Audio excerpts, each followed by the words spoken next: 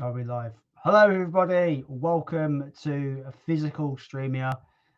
Just chilled out tonight. I can't be asked with full welcome, all the intro bollocks. Can't bother. It's been a kind of crazy week for me. Not that I've done much. It's just I feel like an old man, so Yeah. I'm quite tired. I'm with Movie Bug. James, welcome to the channel. Hello. Well, thank you for having me on. I mean, honestly, the stream we done on my channel was an absolute blast. So when you asked me to come on, it was like, absolutely. Yeah, because when I took a break, and obviously you probably noticed I've rebranded the stream to something new, and I was like, not that I have anything against the people I've had on before, but I'm like, I need to get new people on because if you keep recycling the same faces, I don't know, I don't know if people are going to get bored, maybe I don't know, but I just want to keep it fresh. So I thought to myself, I don't think I've had James on yet. I've been on his one, I know that. I don't think I've had him on, so I thought I asked you. So I appreciate you taking the time, man. Oh no, it's always cool to come on and chat some Godzilla because I know because it's great. Because when I got into I bought that Godzilla set and I was like, if I have any questions about Godzilla, I know who to go to because there's one massive Godzilla nerd in this little community. I tell you what, though, like I said in that stream on your channel, like I'm still a noob, man. Like if I'm on this I'm on this fan group, and the knowledge these guys know are insane. I feel like a small dude in a massive ocean of massive Godzilla nerds.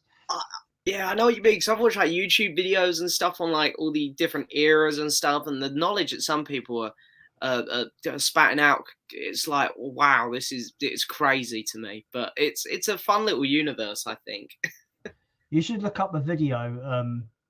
You should look up the video. I think it's called Godzilla's the Godzilla chronology explained, and it explains all the ways you can watch the series in different broken down continuities. Yeah, it's crazy because they're not linked, all of them, are they? Because sometimes I'm watching it and it's like Baby Godzilla or whatever will disappear, and then 5 films later, fuck me, he's back out of nowhere, and it's like, oh, okay. It's like yeah, it's a bit crazy. Yeah, the timeline. Anyway, let's get to some comments. This first comment, I can't really comment on this because I've not seen it, but I suppose you can. Dr. Blowfish Movies asks thoughts on Dune. June? How do you pronounce it? Dune or June? I say Dune, but I mean, I'm not good at pronouncing things in general. Yeah. So. They say I had high expectations, but I thought it was a bit boring. Yeah, my friend Ryan, who I did a podcast with, said the same thing when it ended, and I can definitely see where people are coming from. The film has some big pacing issues. Like 1 minute it's moving really fast, and then it just drops. So I could see where they're coming from. I really liked it. I thought it was a really good movie, but I could see why people wouldn't love it. Yeah, it's weird. I've seen the boring comment quite a lot on some of the movie groups, and I've also seen a lot of people saying it's film of the year for some people as well. I mean, I think I've seen 70 something films this year because I rank them all on my Letterboxd as I've seen them. So I've got the number. I've put it third on my ranking. No, fourth. I put it fourth on my ranking. So it's really high up there for me. But the pacing issues were what let it down for me, I must say. Okay. If it was consistently, moving at a good speed, I think it could have been number one for me. But some of the dips where it got really slow pulled it back for me, gotta say. It's quite long as well, right? Yeah. Film? I can't remember how long it was off the top of my head, but I remember at the end of the movie, I was like, okay, that felt like it was 2.5 hours or whatever it was. It felt long. Mm-hmm. My lovely Soph is in the chat. Hello, Soph. Hello. She says, hey, my love, and hey, James. Hello. Well, thanks for joining the stream, Soph. I do appreciate it. I know you've got to go to sleep and get up early tomorrow, I understand. But I appreciate you being in the stream. We have Martin McBurney in the chat. Hello, Martin. He says, hi, Jason and James. Hello. I'm surprised people know who you are. Because that's not a dig or anything. No, yeah. But I had Movie Worm on, and he's quite a big channel, and everyone was going like, "Hi, other dude." I'm like, "This is fucking Worm guy." Yeah, this is Movie Worm. You know what? I feel so awkward saying stuff like that on my streams whenever I have anyone on. Like, I don't know this guy, and it's like, do I read that comment out? Yeah, but yeah, it's cool. Mm. It's quite just a funny occurrence where like I'm the smaller channel and nobody knows this other guest I've got on that's like Oh. 5 times the size of my, the audience. To be fair, I think the only reason my sub count is higher than a lot of the people in our community is because I've just been doing this a long time. That's fair. Consistency and longevity is the winning formula, right? Yeah, I've just always liked doing YouTube. To be fair, I think it's because when I was younger, I used to watch. I used to collect Star Wars figures. That was one of my first collections. I used to watch people like unbox Star Wars figures. Then I got into music. I bought loads of records, and they're still in my room. They're on the other side. Thousands of records. I used to do music videos where I talked about my records. And then when I really got into movies, I was like, right, let's do a movie channel now. Well, you can see my records there. Oh yeah. What kind of music are you in? Oh, you like your heavy stuff, don't you? I think. Yeah. But there's other things I'm into. I'm into like electronic, like synthwave kind of music as well. Video game soundtracks. I think the only movie soundtrack I have currently is the Suspiria 2018 remake soundtrack. Oh right, yeah. Because I absolutely adore that film. Yeah, to be honest, I'll listen to anything. I'm pretty good with music. The only thing I don't really listen to much is like modern rap music. That's about it. Yeah, but I genuinely listen to anything, to be honest. I'm pretty easy going with music. There's nothing modern that I hear on the radio that makes me think like, oh, this is good. Nothing. Like it's usually just auto-tuned rubbish. Oh yeah. To be honest with you. The odd couple that I don't mind, like I love the band Keen. They pop up occasionally, and I've got to be completely honest. I really like Harry Styles' solo music, which is a bit odd for me. But yeah, so you get the occasional one every now and then, but most of it is very auto-tune. They're very products nowadays, I think, not real artists. When I was younger, when I was growing up as a teenager and going into my early 20s, like I always used to feel a bit like, that peer validation was very important to me.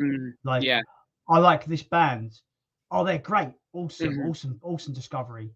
I was terrified of liking something that my friends didn't like.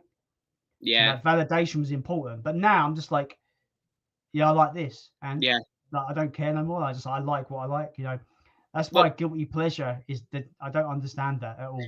I've always said that as well. I'm not guilty of what I like, No, I've always said that as well. I never feel guilt about anything I like. And I was sort of like that at school, to be fair, because I grew up on my dad's music, so I like Madness and the Beatles and the Rolling Stones. My dad was a massive Madness fan. Yeah. I feel like that's just the dad vibe Madness of music. I tell you what though, Madness are quite timeless, I think, because like when Baggy Trousers come on, I'm fucking jamming that. Oh yeah, I'm up and going. Yeah. But I've got my Baggy Trousers on, fucking jamming to that, Oh, I used to listen to it so much. Now I just normally hear them in a club when I'm off my head. I'm just so drunk. I'm like, oh, Baggy Trousers, I know this one. But I mean, I remember walking around school and people judging me so much on the music I listened to. But now I'm like, I don't care. Like what I like. I mean, when I was like 14, there was this little band called Test Icicles. And they had a song called "I Wish I Was a Girl," and it was all just vulgar. The lyrics were just vulgar as all fuck. Yeah. And it was just like quite disgusting. And I was just like, "This is great." Yeah. I listened to it like a year ago. I'm like, "What the actual? This sounds like cat vomit. What the hell is this rubbish?" Yeah, I get that. It's like when I go back and watch films I used to watch when I was younger, and I was like, "Why was I watching that?" Oh, that's funny. The main thing for music for me though, I did a music tag a couple of weeks ago. It's all about how it makes me feel. Yeah. Music for me now is more of a kind of like a feeling outlet, an emotional outlet for me. Yeah. Because I said to like, no matter who you are, what music taste you're into, if a song makes you feel nothing, then it's redundant, right? Yeah. Surely, Exactly. So that's how I kind of approach music now. Yeah. Yeah, I can see that. I mean, I don't know.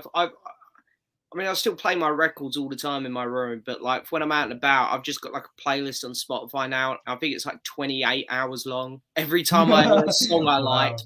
it just goes on the playlist. Every time I hear a song on the Yeah. radio I like, or in a movie, it's in the playlist. I don't really listen to music. I've got Spotify, but I don't really listen to music when I'm out anymore. It's mostly podcasts I listen to now. Yeah, I see. I'm a huge podcast fan. I think 'cause I do a lot of driving for work. Like I have to do a lot of deliveries in London every now and then for my Oh, okay, yeah. company. So I'll be driving for like 2 hours, and I'll either go the podcast route or I'll have a little music sing along in my car. So, but I do like a good podcast. I listen to the Weekly Planet a lot. I don't know if I you don't know. know what that is. A really great movie podcast. They're two Australian guys, and they're really great. I got a YouTube channel as well called Mr. Sunday Movies, but I prefer their podcast. Oh, I like that movie. I like that channel. They've got Caravan of Garbage. I love That's that it. That's series. and Yeah, their they're podcast good. is great, really They're good. good, yeah. So, funny enough, like the podcasts I listen to have got nothing to do with games or movies. It's like I listen to a lot of wrestling podcasts because I'm into my wrestling, Mm-hmm. and I like true crime. So there's a really Yeah. good podcast I listen to at the moment called I Could Murder a Podcast. Oh, okay. Yeah. It goes into like real life like crazy people Mm-hmm. committing Yeah. horrific crimes.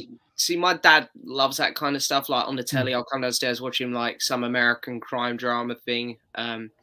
So I get a lot of that around the house, but just like on the telly instead. So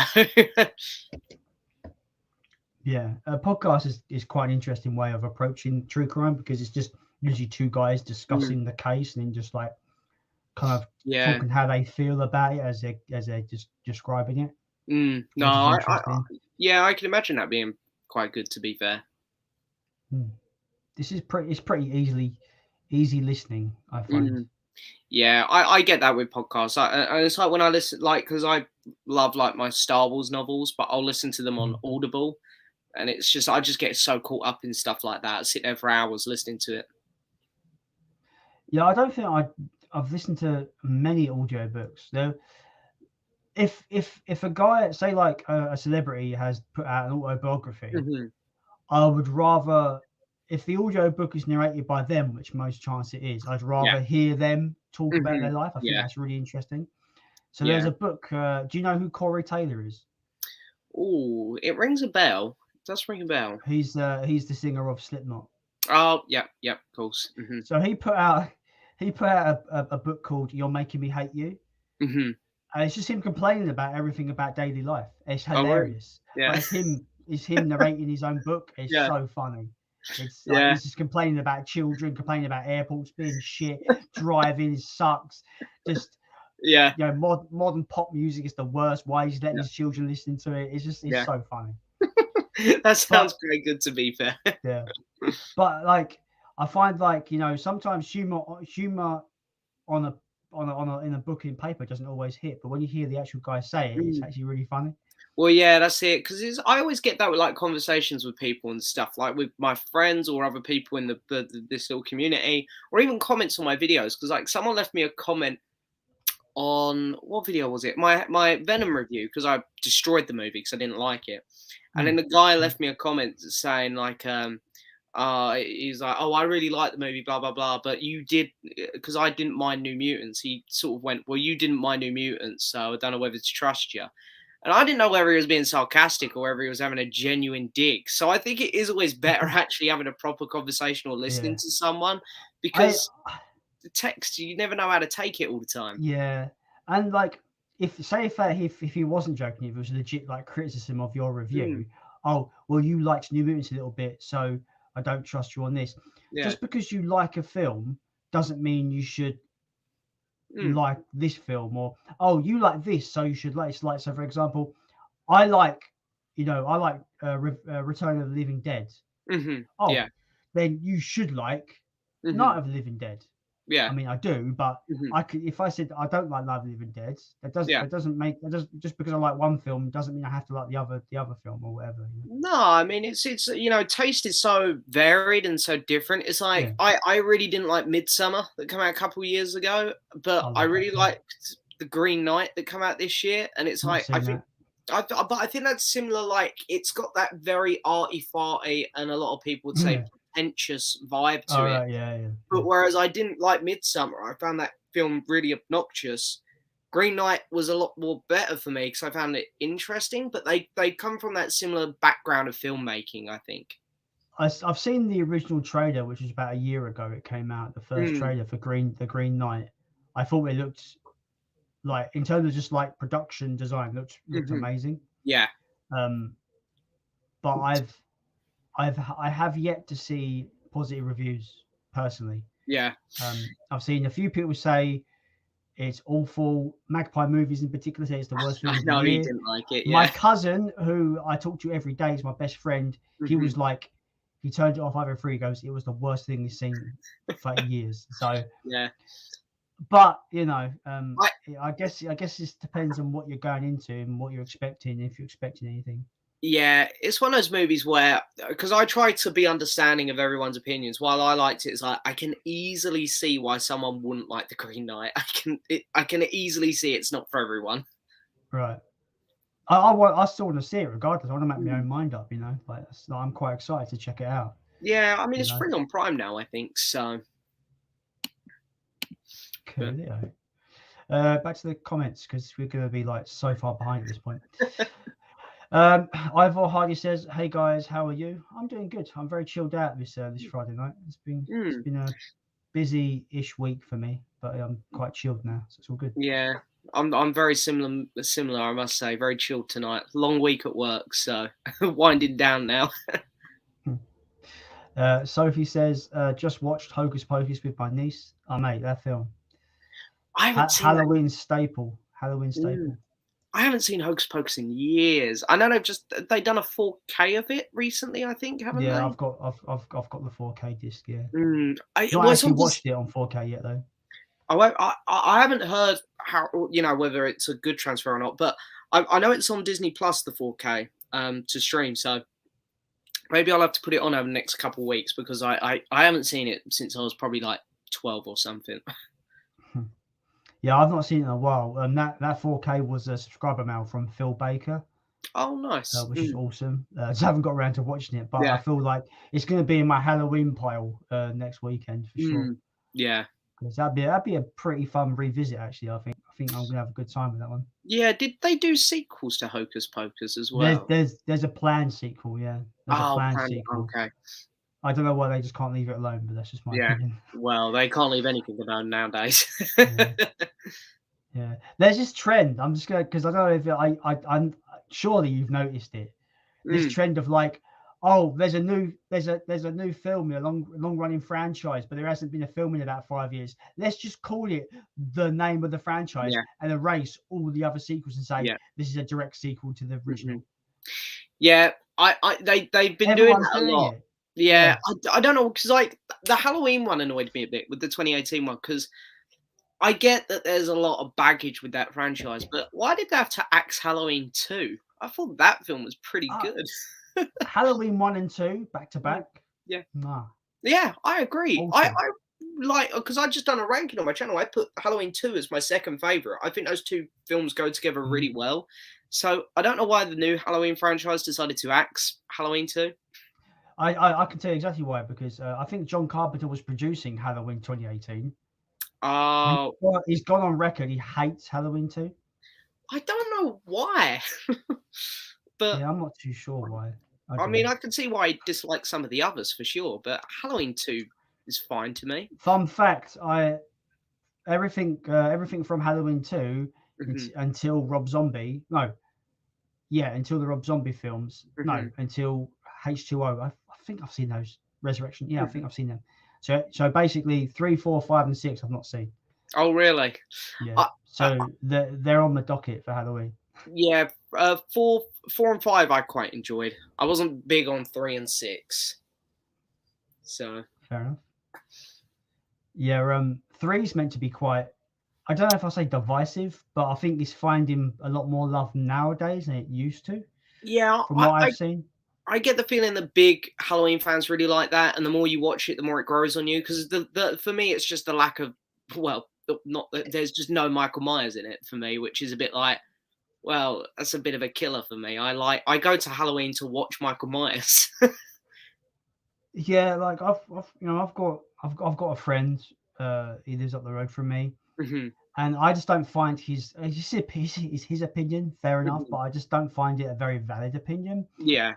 He says his opinion is Halloween 3 is shit because it doesn't have Michael Myers. And I just don't consider that a very good reason to say it's a bad film. No. I mean, as a film itself, I think it's okay. I personally found it a bit boring, personally. I've not seen it, so I don't know yet. Yeah, it's not the worst Halloween film, but it's definitely not one of my favorites either. That's fair, man. That's fair. We have Phil McHugh. McHugh, is that how you pronounce it? I guess so. I'm the best person for butchering people's names, so I do apologize. Well, you've got the second best one here then. Fair enough. Well, James, you've got a busy stream schedule with this tonight. MBMT, I guess that's your stream, right? Yeah. Movie Talk, yeah. Movie Bug Movie Talk on Sunday, and then Rob's stream on Tuesday. Jason, did you know your? I did. It's very strange. Yeah. I don't know why I'm on there. I've done nothing relevant in the movie world, so I don't know why I'm on IMDb. Yeah, I must admit, it's very odd being on IMDb, but yeah, it's a weird feeling. I remember someone just pointing it out to me, and thing is, when I told some of my mates, they were like, "You've done that yourself." I'm like, "I swear to God, I haven't." I didn't realize IMDb was like a community-based thing where people can just put whatever on there. I didn't realize that. I thought it was a generally curated database for movies. Yeah, so did I. I thought it was very odd, but yeah, it's weird being on there. But yeah, I honestly actually, because I remember that I was doing your stream, but I sort of forgot that I'd pushed my stream to Sunday this week as well, because I've got Mr. Big Paulie coming on mine this week, and he can't do Mondays. So I was like, we'll do Sunday. But I forgot that tomorrow, like we said backstage, I'm going out with my mates for my birthday celebration tomorrow. So Sunday, I can guarantee I'm probably going to have a pretty nasty hangover. And I've got to get myself together in the evening to do a stream. So that's just be like me. Just be like, yeah. Hi guys, I don't care about this stream, so yeah, ask Paul questions. I'm just gonna send Paul my login details. Be like, you do it. I'll sit in the background. Yeah, you'll just be in bed, like. Yeah, just what do you think of that, James? Yeah, was alright. That shit. James, what? Rise of Skywalker. Yeah, don't talk to me about that. We have Marcus Trubridge in the chat. Hey guys, James, are you going to do another Off to the Movies live stream? Oh, that's my podcast, Ryan. Yeah, I've talked to Ryan about doing another one. I think we're going to do one around Christmas time. I did try to do a podcast on my channel, but I don't know about you, about getting, when you've got a co-host and trying to line up your kind of schedules is very difficult. Yeah, I mean, because our episodes have always come out on Sundays, but lately they've gone to Mondays sometimes because my friend Ryan works weekends, which is the problem. I'm weekdays, he's weekends. So we always get an episode up Sunday or Monday, sorry. But you know, we're still really enjoying it. The good thing is, I don't have to do none of the work for the podcast because I do my channel, and my mate Ryan is better at editing and stuff and promoting. Okay. So I was like, you do the podcast. So I don't really have to do much work with it, which is nice. But we're on episode 86 or 7 now. We've been going a long time now. See, I did start a monster movie podcast with John from Mondo. Yeah, I remember it. Yeah, we literally done 2 episodes, and it just fell by the wayside because like John is so busy with his work, and trying to line up the perfect time is literally impossible. Yeah, it's hard work. I think the thing is, like with me and my mate Ryan, is like we're really, really close, and we both share very similar opinions on movies. We have a very kind of similar attitude towards films, I think. And we for years we've been just talking about movies, like on PlayStation, when we're just out down the pub, and we've always said we should just record this. I think that I think people would actually be interested. And so we done it, and we just enjoy doing it. But the funniest thing about our podcast is we started it about 5 weeks before COVID.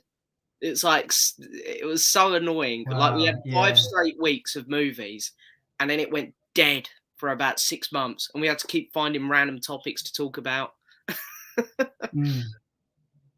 Yeah. It's funny you say about, oh yeah, you should record this, just having this conversation with your mate. Me and my cousin, we have full-blown 2-hour phone calls after talking about like Marvel or especially when it was like the proper full hype, like a few years ago, when it was like building up to Endgame. It was a big hype train. We were like talking about what could happen, who could die, who could survive, what's gonna. And I'm just like, man, I should have pressed record this motherfucker. Like, shit. That's exactly. It's like, and we said the exact same thing. It's like, why didn't we start the podcast like 3 months earlier? Because we would have had Endgame. Even though I hated it, but we would have had The Rise of Skywalker, and that would have been a good discussion. So it would have had all these blockbusters. I remember a bit of advice that I saw in a video about starting YouTube, because I always spoke about starting YouTube and never did. And they were like, if you're thinking about starting something, you should have started it yesterday. Yeah. You know? So like, if you think about it, you should just do it. Like, it's a really good attitude, actually, because we were talking about doing the podcast for ages. And we regretted not starting it like around Endgame time, because there would have been so much to talk about. But better late than never, I guess. Yeah, we have Playtender guy in the chat. Pete, hello, Pete. He says hi. Hello, James. How you doing? I'm doing good. We're doing good, I suppose. Friday night. We have the other Pete. We have Blu-ray Bullet Brit. Hello, Pete. Hello, mate. Just want to say, Pete, thank you so much for your subscriber mail. Really appreciate it. Video. I've not got the video up yet, but it will be up next week. Like, really appreciate it, man. He sent me Ghostbusters 4K spoilers. Oh, very nice. 2016 Ghostbusters. Oh, not so nice. Yeah, I knew you I've not seen it, so I don't know. I'm gonna make up my own mind. It's the not dust. The dust has settled. So you can talk about it safely now, I think. I'm looking forward to the new one. New one's been getting good reviews as well. I was really good reviews. Like, I'm not. Like, I love the first Ghostbusters, but I'm not like one of these huge diehard Ghostbusters nuts, because I'm the same. I figure it's just one really good film, 2 was average, and then I didn't like the female one. So I recently, like about a month ago, I watched Ghostbusters and Ghostbusters 2 back to back. Yeah. And number 2 is such a steep decline in story and everything about it. Like, however, the bit in the bath where it lunges out at the baby and Sigourney Weaver, as a kid, that fucking I was scared of baths for ages, you know. Yeah, I can imagine that was done really well. But I don't know, I was just like, another Ghostbusters film, whatever. I mean, there's only really been one that I care about. To be honest, I didn't think the first trailers for it were that cool. I was like, they've just got the kid from Stranger Things. He's solving creepy crimes. There's all creepy stuff going on, just like Stranger Things. Like, I don't know about this film, but the reviews are very good. So good surprise. Yeah. From what I've seen, like one review I read about how like the big kind of like the big nostalgia moments had people cheering in the screenings. That's good. Which is, I don't know if that's overhyping it to make it sound better than it is, because I've never been to a film where people cheer at stuff. I had it for The Force Awakens and Endgame. I had people cheering in, but that's probably only because I went like, Force Awakens was opening day, Endgame was midnight, so I was there with the Marvel nuts. So that there was some crazy people in that. There's something on my bucket list that I want to do, but I just want to do it ironically. Watch a really bad film in the cinema and stay up and go. I clapped at the end of Venom, funny enough, on the weekend, and my mate's like, James, stop. That's great. Yeah, from what I've heard about Venom, if we're going to just jump over to that segue quickly, what I've heard was really making me not want to go and see it. I'm going to go and see it anyway, but because I've got unlimited cards for Cineworld. But the thing that has put me off is that the one thing I didn't like about the original was the humor didn't work. I didn't like the humor, and they've like tripled down on the humor in this one. So I'm just like, oh. I'm gonna be honest. I think I said this in my review as well. I think Venom 2 is the worst experience I've had in the cinema since Cats, and I might have even enjoyed Cats a little bit more, which is pretty shocking. a little bit more ironically, or generally a little bit more? Genuinely, probably a little bit more. I think someone held a gun against my head and said, "What one would you rather? What one do you want to sit through again, Cats or Venom?" Venom just makes me a bit upset because I love the character Venom and Carnage, and they're just getting butchered. It's like Cats. I don't care about Cats. Sure. I don't know. Something about Cats just makes me feel a bit fucking creeped out. Oh, I don't want to watch it. I just don't want. I don't like musicals anyway, so I won't watch it. But still, there's some. I don't know. Cats. They look very odd. I mean, it's a fucking furry's wet dream, isn't it? Yeah, I guess it's exactly what it is. Fucking hell, like. And the weird thing is, I remember watching reviews for the Cats movie, and like people were saying, like the cats are so horny, they're like crawling all over each other. And I remember watching it, I was like, yeah, they are. This is really weird. Yeah. But I mean, like, I guess it makes the porn spin-off easier to make. That's true. Yeah, 50 Shades of Cats. they've pretty much made they basically like planned out the whole film. Made 50% of the film anyway. Just all you've got to do is just undress them now. Exactly. Why are we talking about this? I don't know. Let's move on. There's enough of Cats and Venom. Yeah. So yeah, as I was saying, I've heard that they have tripled down on the humor on Venom 2. And that first trailer was awful. Yeah. When he's making breakfast, I was like, this is shit. Anyway. Yeah. It's a really bad movie. We have Luke is talking movies forever. He says, "How's it going today, guys? I'm here watching. Well, I appreciate you joining, Luke. We're doing good. We're doing good today. Andy, forgotten one of movies. Hello, mate. Andy. Thanks for joining the stream. Stand in silence. Leon! Wrong stream again, mate. Wrong stream. He is not here. We have James. Hello. We have Winslow waving his hand. Hello. Soph says, Jason, Hallie, and Marcy says hello. Hello, Hallie and Marcy. That's probably well late to that. They're probably gone to bed or something. Yeah. Dangerous Chris, I've never understand why he's so dangerous. He says, hi guys. Jason, do you own all the Godzillas on Blu-ray? I'm only missing Godzilla vs. Biollante on eBay. Current cheapest is 170 quid. Yeah, I told you. Yeah. James, that's fucking stupid money. That's so funny. We're just talking about it backstage. Yeah. Chris, I haven't got the blue. I've got the Shoho, the Showa era Criterion on collection. But that's about it. Like I just refuse to pay the price of the Blu-rays, and they're all region A, and I don't have a region 3 Blu-ray player, so yeah, that kind of limits me. But I feel like no matter what kind of fandom you're into, there's got to be a cutoff point. I could just throw money at all this stuff, and then and I just feel like I just said to myself, no, I'm not going to do it this time. I just can't do it. No, it gets to a point where it's like that's just too much money. If I'm gonna get them on Blu-ray, I'm gonna get bootlegs. I don't care. Like, if Toho want to make it that difficult to get it officially, I'm just gonna bootleg. Yeah. You say what you want about piracy, but if it's not readily available to pick up from Amazon, say for example, legally to purchase from Amazon, then I will bootleg. Just the way it is. Yeah, I completely agree. Because there's some things that I just feel like I have to own, being a big Star Wars and MCU fan. Yeah.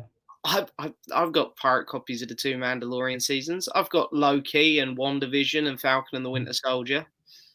Yeah, highly doubt we'll get them physically. No, exactly. I mean, I'll never do that with I'll do it with stuff that's silly expensive like the Godzilla ones, but I'll never buy a pirate copy of a regularly available film like La La Land or something. But yeah. But it's just like sometimes us collectors, we need to. For example, one of my favorite home invasion movies, Hush, is trapped on Netflix. Yeah. I've got a bootleg Blu-ray because I wanted it physically. So. Yeah. I mean, that's exactly how I feel like the Disney Plus shows. It's like I love looking at my Marvel collection, but like at the minute, it's like, well, if I didn't have Loki, and Loki's like quite important in the MCU now, it's like, well, I'm missing quite an important piece there to the collection. That's fair. Yeah. So to answer your question, Chris, I have the only Blu-rays I have are the ones that are readily available in the UK. Just say that, because there are a lot of double feature US Blu-rays, like I has think 2 I've films seen them on one. about. Yeah, but they're still like 20-25 quid each. Even a bit more than that sometimes. Yeah, but yeah, do you know what's really funny though? At one point, CX was selling Godzilla vs. Berlante on Blu-ray for 20 quid. Cool. I bet they must have realised that it wasn't a officially UK released Blu-ray because they just stopped listing it now. Yeah. So I missed out on that, unfortunately. Yeah. But could you imagine me getting that for 20 quid? Now it's worth 170. Bargain of the year, mate. Bargain of the year. I went above and beyond and paid £70 for the PS4 Godzilla game because I just wanted it in my collection. I can't even remember the PS4 Godzilla game. No one does. It got awful reviews. Okay, fair enough. I'm guessing this was for the 2014 film. Around that time, was it? It's not really tied into any film. It came out. I think it came out in 2015, so a year after the 2014 movie. Okay. But it got absolutely shit on. I think if you're a fan of Godzilla and understand the actual universe, it's actually quite a good Godzilla simulator, even if it is quite repetitive in what you've got to do is quite repetitive. But I had a fun time with what I played of it. But yeah, I paid 70, which is already like a massive markup from like when it came out. Yeah. But now, mate, it goes for stupid money. I went to my local CEX. They had a copy in the window, 150 quid. Yeah, that's a lot of money for a game. Yeah, especially a game that basically every outlet for gaming said it was like awful. So I didn't even know it come out, and I was quite into like around that time, 2015. That was quite when I was into my gaming. So I'm surprised I didn't actually hear about it. But I wasn't a huge Godzilla fan back then, to be fair, either. So that's probably why. Neither was I. I didn't get into Godzilla until like 2017. Yeah. Like I said, I'm still a noob. Yeah. See, Godzilla was kind of like my second lockdown kind of hobby. I was like, I need something to get me through another lockdown. I was like, you know what, I'm going to buy that Godzilla set. Yeah. There is a box set I do have. The collection of movies is a DVD set, but it's the Toho Masters collection, and it goes for over 100 quid now. But I picked it up for about 50. I got it on a best offer, funny enough, on eBay. And it comes with this nice box and these nice like media book DVDs, but it's Showa era, but it's like mixed, very odd choices. It's very mixed up. It's got the original Godzilla in there, but it's like the rest of them are kind of odd kind of decisions. Okay. But there is an unboxing on my channel, but it's such a nice set. Yeah. It's so nice. Well, I wish they'd done more of those sets. Well, that's it. It'd be amazing if Criterion brought out like a Heisei era set to match the Showa era one, wouldn't it? Like having together. It needs to be cheaper because there's only 7 films in the Heisei era. Yeah, so that's true. Yeah, they can't, and I don't want a fucking giant book. I mean, they should do it because it's a match, but yeah, because I don't mind it because I've got a nice display piece for it, but I know not everyone can. But getting some of the discs out, especially when you open it on the hardback side, I couldn't get my hand in there to get them out, so I ended up getting these. And I think you've got something similar with your set, if I recall. Yeah, I'll show you mine. Yeah. Although I wanted them to come in tall, clear cases so I could put them with my Criterions, but I can't hear you. I can't hear anything you're saying. No? Oh, of course. Sorry. I went deaf for a little while, but I wanted these to come in clear cases though, so that they'd actually match my other Criterions and I could put them with them, but they come in the blue, so I was like, yeah. Yeah, and they're not scanner cases, are they? No. The longer. But these are mine. I've got a case for each disc. So right. Oh, jeez. That one. Is it Oh, nice! It's done the artwork from the actual box. That's nice. Yeah, it's pretty awesome. Like, I gotta give a shout out to Jack. He's got a channel called Physical Media Madness. I'm not sure. I know. Not sure if he does YouTube anymore because I've not seen him. He hasn't popped up in a video in ages. But he sent me the scans for these, so I was able to go and print them off. So yeah, big shout out to him. But I love this artwork. Yeah, there's some of the artwork in that set is incredible. No, see, I really like that one. What's that one called? The one with the gunky monster. Oh yeah, Godzilla versus Hedorah. Yeah, I really like that one, and I know that's kind of like a mixed reviewed one. It's funny because I find like people are going Godzilla talk, but yeah, the funny thing about Hedorah is that I feel he's probably one of the most formidable opponents Godzilla has ever faced. I completely agree. The only ones that I didn't really care for too much were all the ones with baby Godzilla. Oh, that's my boy. Yeah. Mecha Godzilla. I love Mecha Godzilla. I love that artwork as well. Yeah, that's one of the best ones, I think. Yeah. Destroy All Monsters, man. Oh, what a movie. That one is that's a cracking film there. I must admit, I really, really enjoyed going through that Criterion set. And I keep looking for another set like it because I'm getting in a couple of weeks for my birthday. I'm getting the Clint Eastwood box set, so I'm hoping that'll be my next box set. Where I'm just gonna have loads of fun going through it, watching all these movies for the first time. So see, like I know that people recently have been talking about James Bond a lot because of the new movie. I about a month ago or so, I picked up the actual box set. Goes all the way up to Spectre. I haven't even started them yet, but I've never really been a massive Bond fan, so I'm like, will I like it? Will I not? Will they be will the old ones be too dated? Will they be too cheesy? I don't know how I'm gonna find them. Yeah, I mean, I sort of grew up on Bond because my parents love Bond. It's like their favorite film franchise, so it's just always been on telly when I was a kid. Yeah.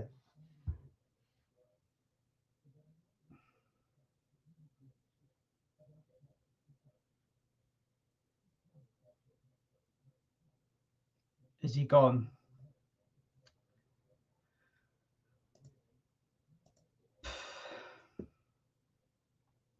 Hello? I can't tell if it's mine now, isn't it? Shit.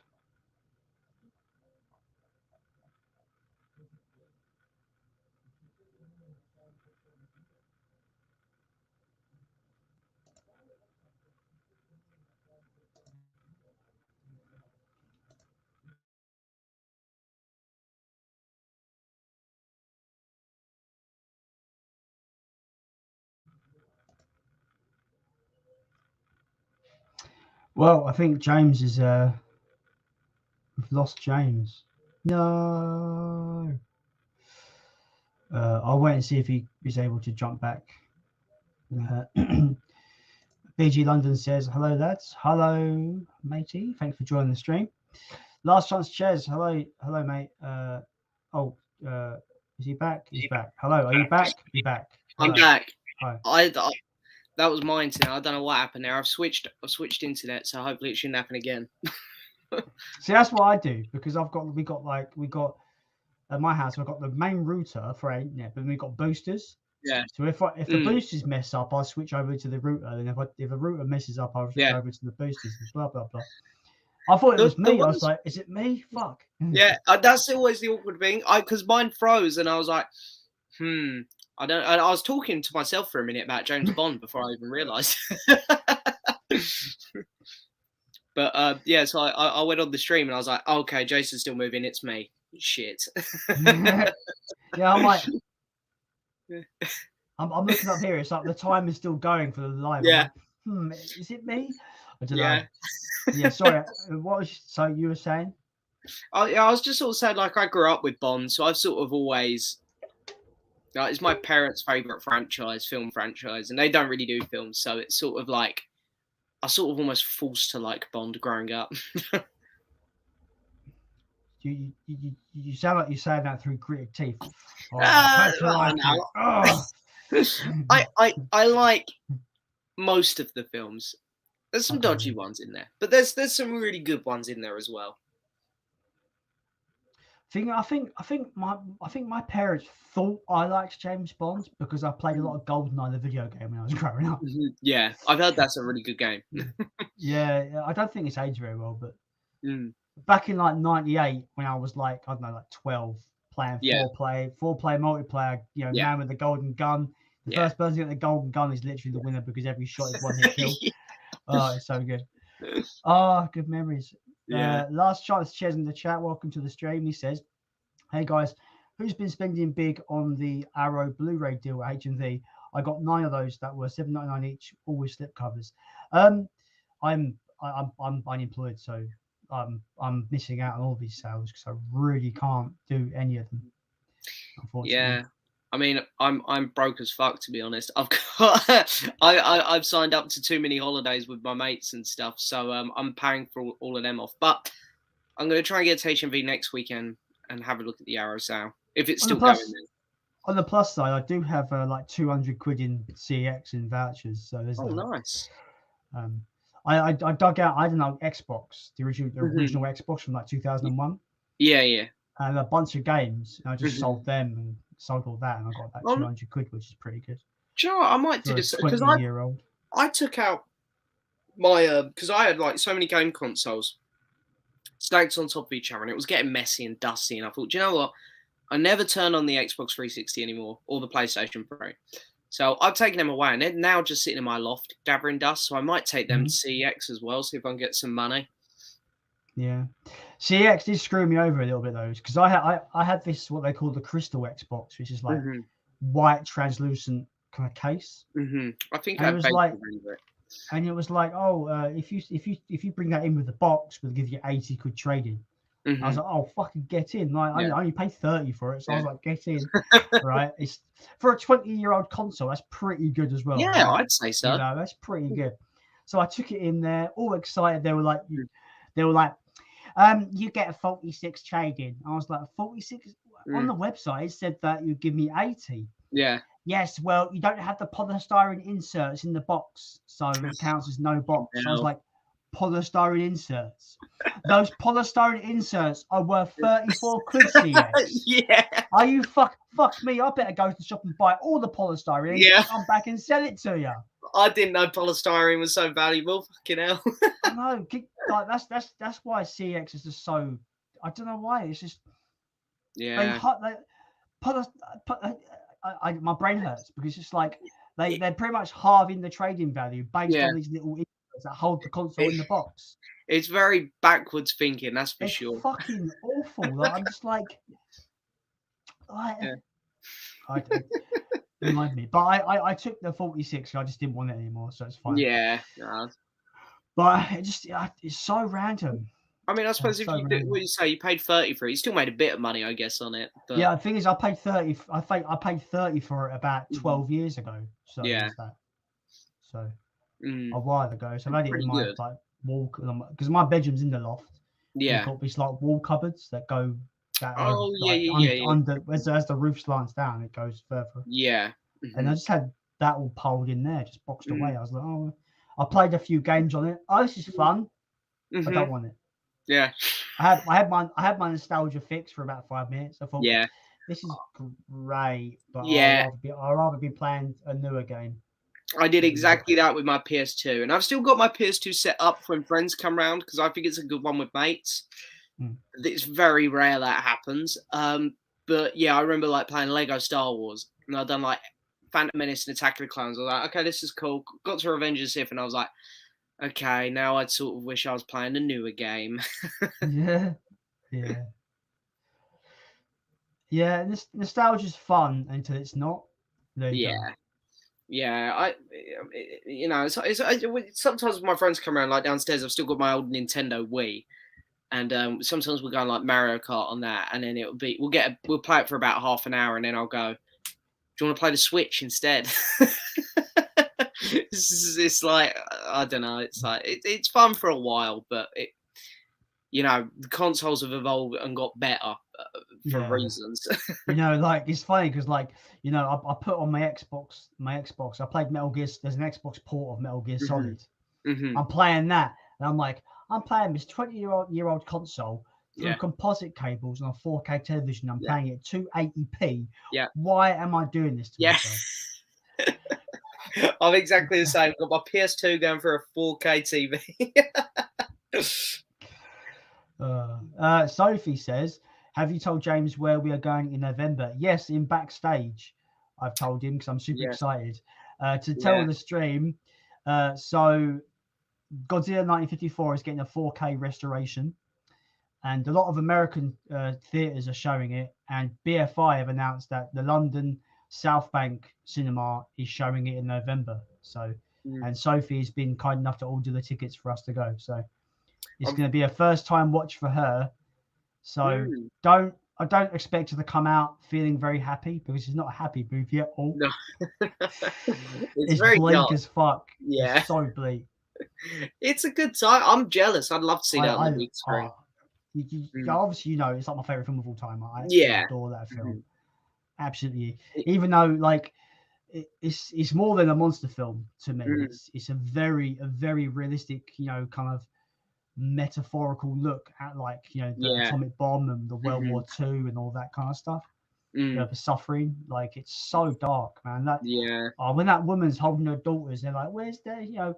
They'll cry, and she's like, "Don't worry, you get to see Daddy soon." I'm just like, that woman's just accepted death. Yeah, she's ready to die. I'm like, Jesus Christ. Yeah, it's dark. Do you know what though?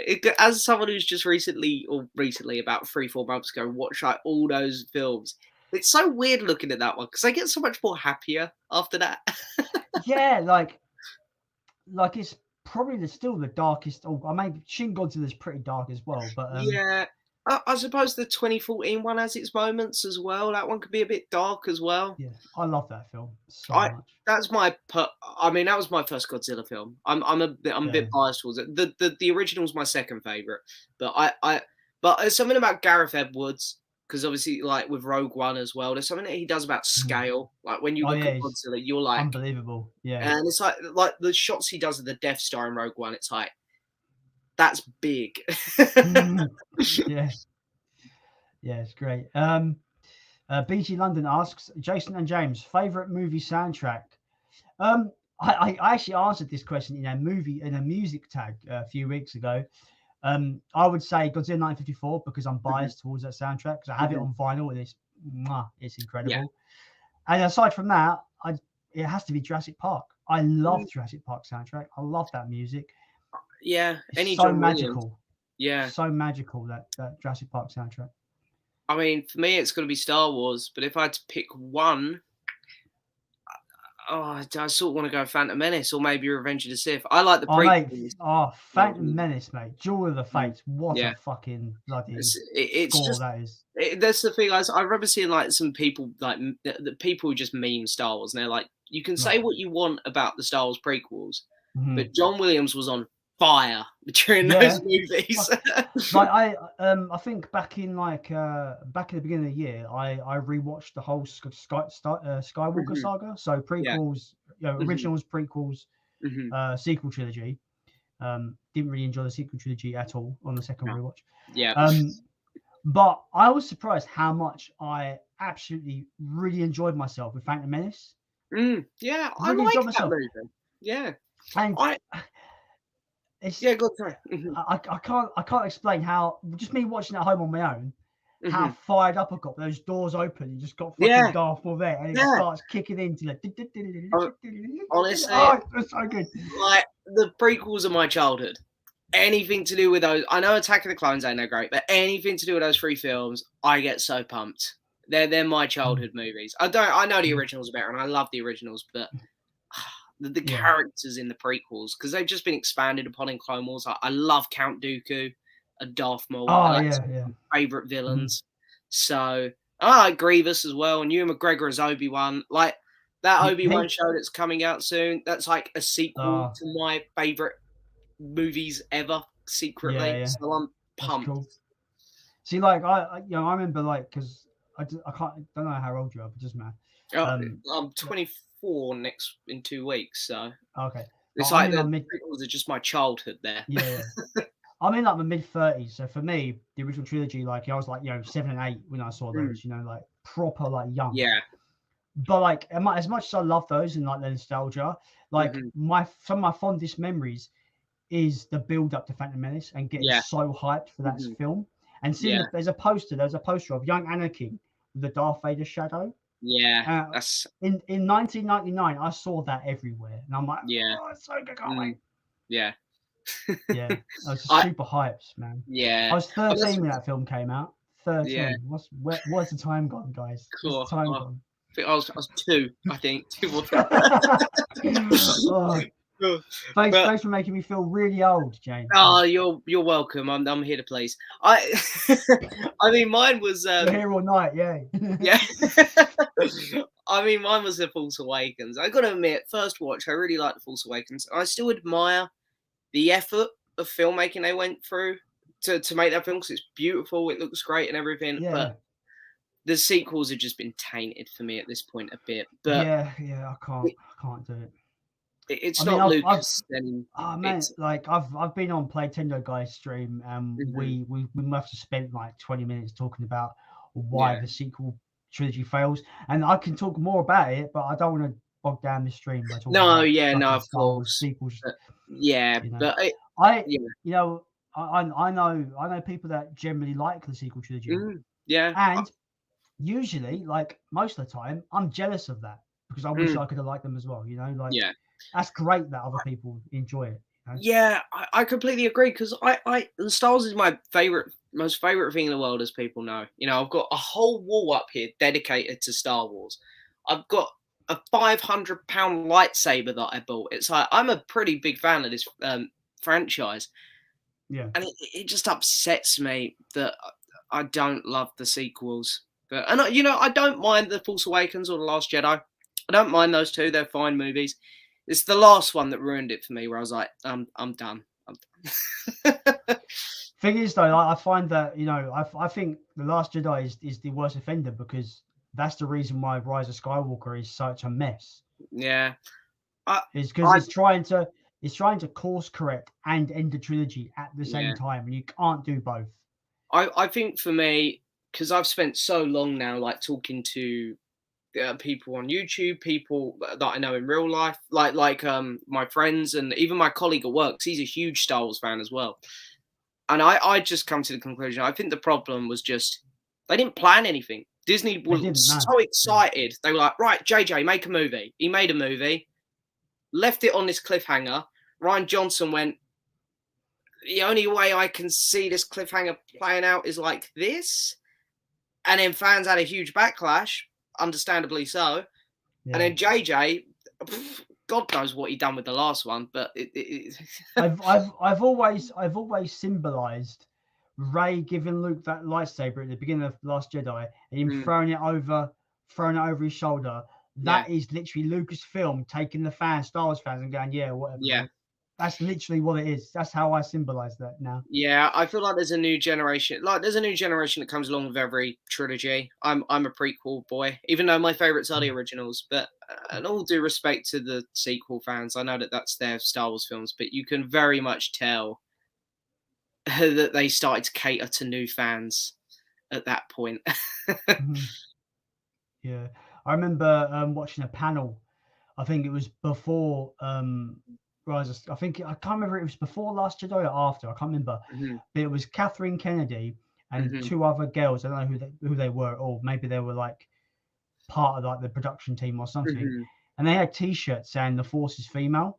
Yeah. And it was just all this social agenda bullshit. And I'm just like, come on, I go to movies to get away from all that shit. Yeah. I don't want it shoved in our movies, and it just. I'm all for equality. Of course. We're all human. We all bleed red. Whatever. I agree. I think everyone should be treated the same. And I just think they're just. I get really political now, but bear with me. I feel that there's this current agenda that people are confusing. People are confusing. Equal. People are confusing equal opportunity with equal outcome. It's not how it works. No. Everyone's got, when you apply for a job, you all have the equal opportunity to get that job. You're not all equally going to get the job. Like, I just feel like there's this miscommunication there, I think. Yeah, I completely see where you're coming from, because again. Oh, no, am I? Oh, is the internet? Is my internet playing out? You're okay now. Okay. If my internet plays up, let me know. But yeah, I can see where you're coming from. I think there's a few franchises that are doing it. Oh God, my camera. I gotta use the force to make my camera. Yeah. I was wondering what that was about. But yeah, no, I know.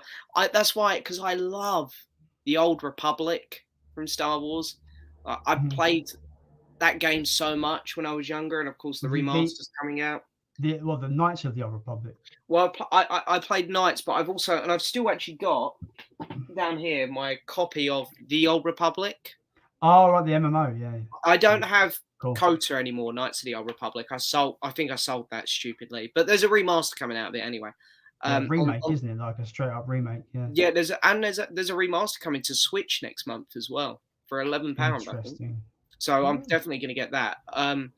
But I'm so worried about when they start making movies on this era, because after the shit I've seen Disney pull with Star Wars, I don't think they have it in them to make good Old Republic movies. I think it's weird because, like, if you look back at it, if you look, obviously, like, hindsight is 2020. If you look back and you see how they bought the whole IP, and the first thing they do was like, oh yeah, all the expanded universe stuff is non-canon.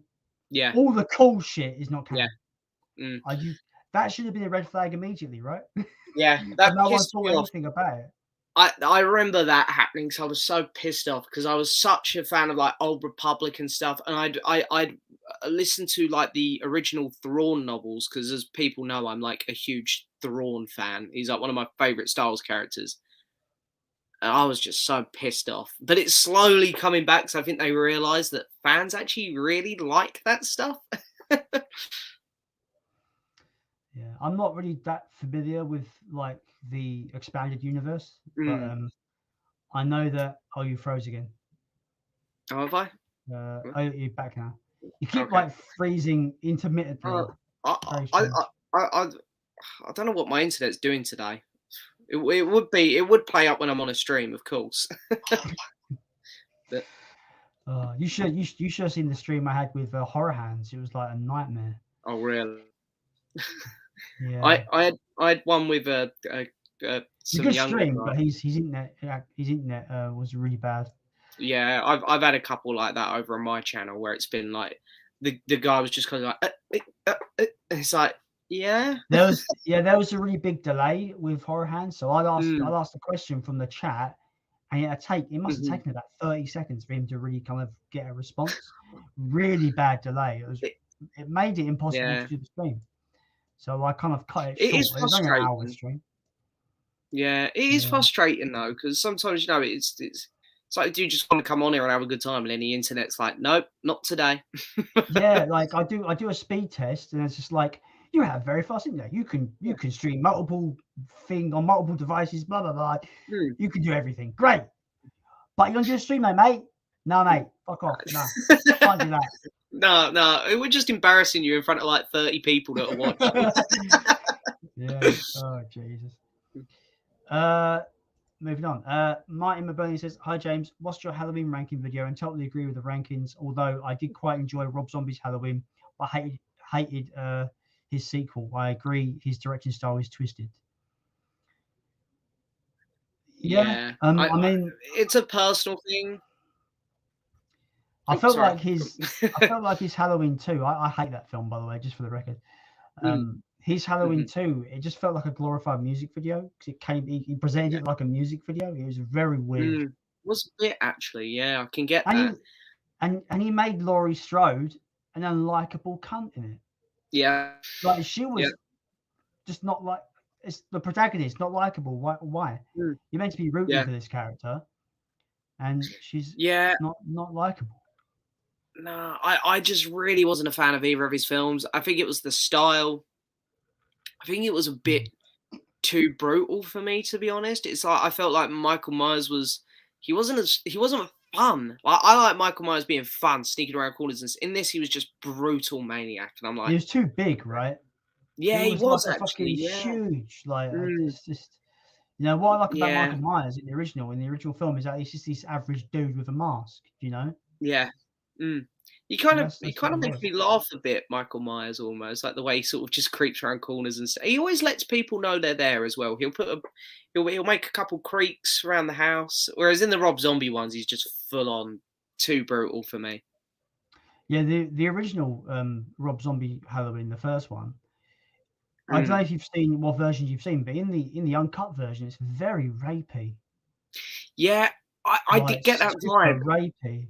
It's like Yeah. every like half the people he kills are having or about to have sex, and it's like, was Rob Zombie just obsessed with getting his actors naked or something? I'm like, I just found it really weird. I didn't like any of the characters in that film because it's just like No, trailer trash people, right? That's yeah, what it was. You know, it was yeah. like I every other don't think, word was a swear word as well. yeah, I don't think the script helped. Like some of the dialogue was, it was so bad. Yeah, there's me saying I don't like you say about it. I agree that the dialogue is bad, but then again I quite liked Old Yeah, by M Night Shyamalan, and that film has some really bad script. It's got a really bad script, but yeah. it's entertaining. I thought it was quite entertaining. Yeah, it was a weird one. I think the film started off okay for me, and I think it just lost me. I think I was one of those Mm. people that checked out halfway through that movie. Yeah, I think I told people like for me, I think this is going to be like Old is going to be one of those. I think it's going to have a cult following later on in life. I do Mm, think they will. yeah. But Hmm. right now, if you're going to go into it blind and see what it's, if you've seen a trailer and you're intrigued by the concept, I think Hmm. it's either going to intrigue you like it did me. I was engaged from start to Yeah. finish, or it's going to annoy the fuck out of you because like it's very overacted and Yeah.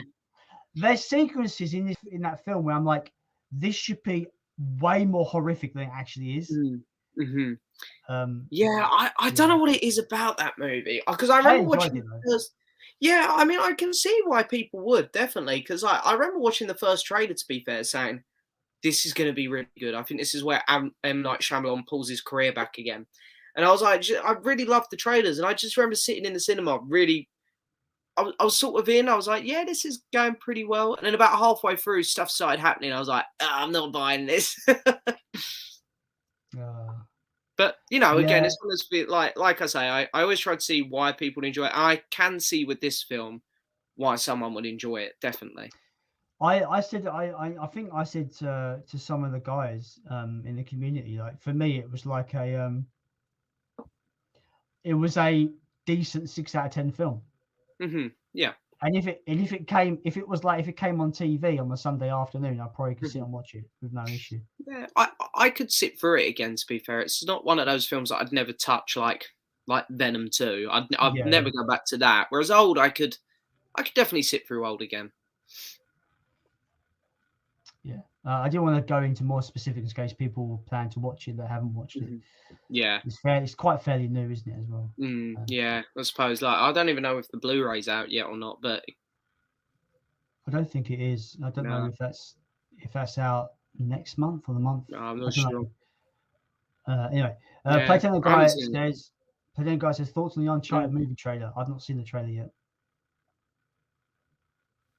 I watched the trailer, but I'm probably not the best person to ask because I haven't played the Uncharted games, so I don't know much about it. Um, just sort of watched it and went, "Oh, so I'm just watching Mark Wahlberg and Spider-Man." It's like Mm, I don't know if they're meant to be playing characters here because I just get the vibe that I'm watching Peter Parker and Mark Wahlberg. fair enough. Um, I always find that I'm really late to trailers. Like a Mm, trailer will come out, you'd be like 2 days later, like then YouTuber fucking served me it going, there you go. I'm like, yeah, this has been out for 2 days. Like the Batman main trailer was 2 days yeah. old before I realised. Oh, That really? trailer though.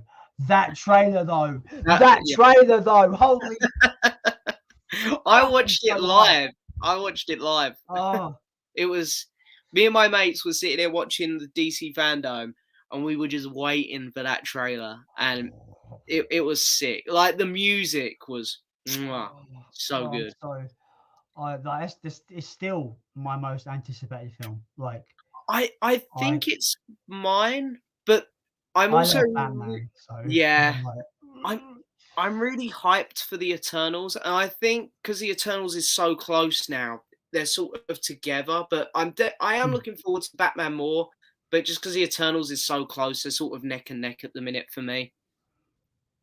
yeah. And me and Sophie, we watched that together, the trailer, and Mm, Sophie's a big Batman fan, and mhm. when he goes, I'm vengeance, and Yeah, like it's literally Sophie's yeah, like yeah. kissing me, like, I I, I I, oh, I was gonna I say, can't. I think Robert Pattinson's gonna be he's gonna be really good in this film. I think. Like I just think they've got the production design bang on. Like I agree. Gotham looks like it's going to be like a dark kind of detective noir. Like, I hope it is Yeah. because we haven't really seen much of the greatest detective on earth, No. Yeah. Batman.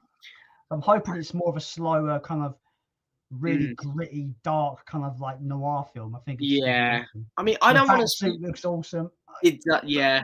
I don't want to Well, speak too soon, but I yeah, think no, yeah. it could be better than the Dark Knight films. Because while I love the Dark Knight films, um, they're not I'm very not. Batman-y, really, are I'm they? not. Yeah, I'm not super high. I think I don't like Christian Bale as Batman. I really don't. He's a Bruce bit. Wayne, he's fine, Mm, but I don't like the swear to me. I don't yeah. like it. I hate it. Like, I can't Yeah. stand it. You know, at least with like Ben Affleck, I thought Ben Affleck was a pretty good Batman. I But agree. the whole voice changer thing kind of made sense Hmm. more than Yeah. him putting on silly gruff voice. It made more sense. Yeah. Um, Yeah, I know what you mean. I don't know. I feel like we haven't had a great representation of Batman yet. I feel like this is probably gonna be the closest one yet. yeah, I've always said the best representation of Batman that's not in the comics is the 90s animated series. Mm, yeah, That's still the best Batman in yeah, in terms of entertainment media, hmm aside from the comics, of course. yeah, yeah. I can agree with that. To be fair, movie wise, I mean, I like Batman Begins and The Dark Knight a lot.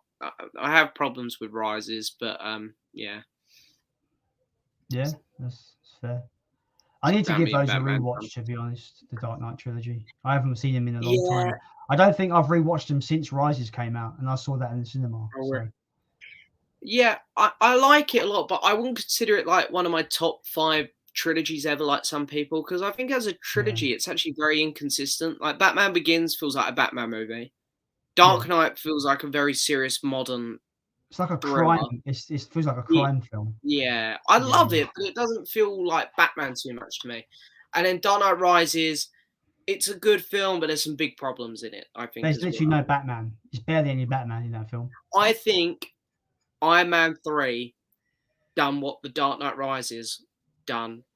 I think I'm trying to word this. Iron Man 3 done what the Dark Knight Rises was trying to do better because it come out like only a few months after.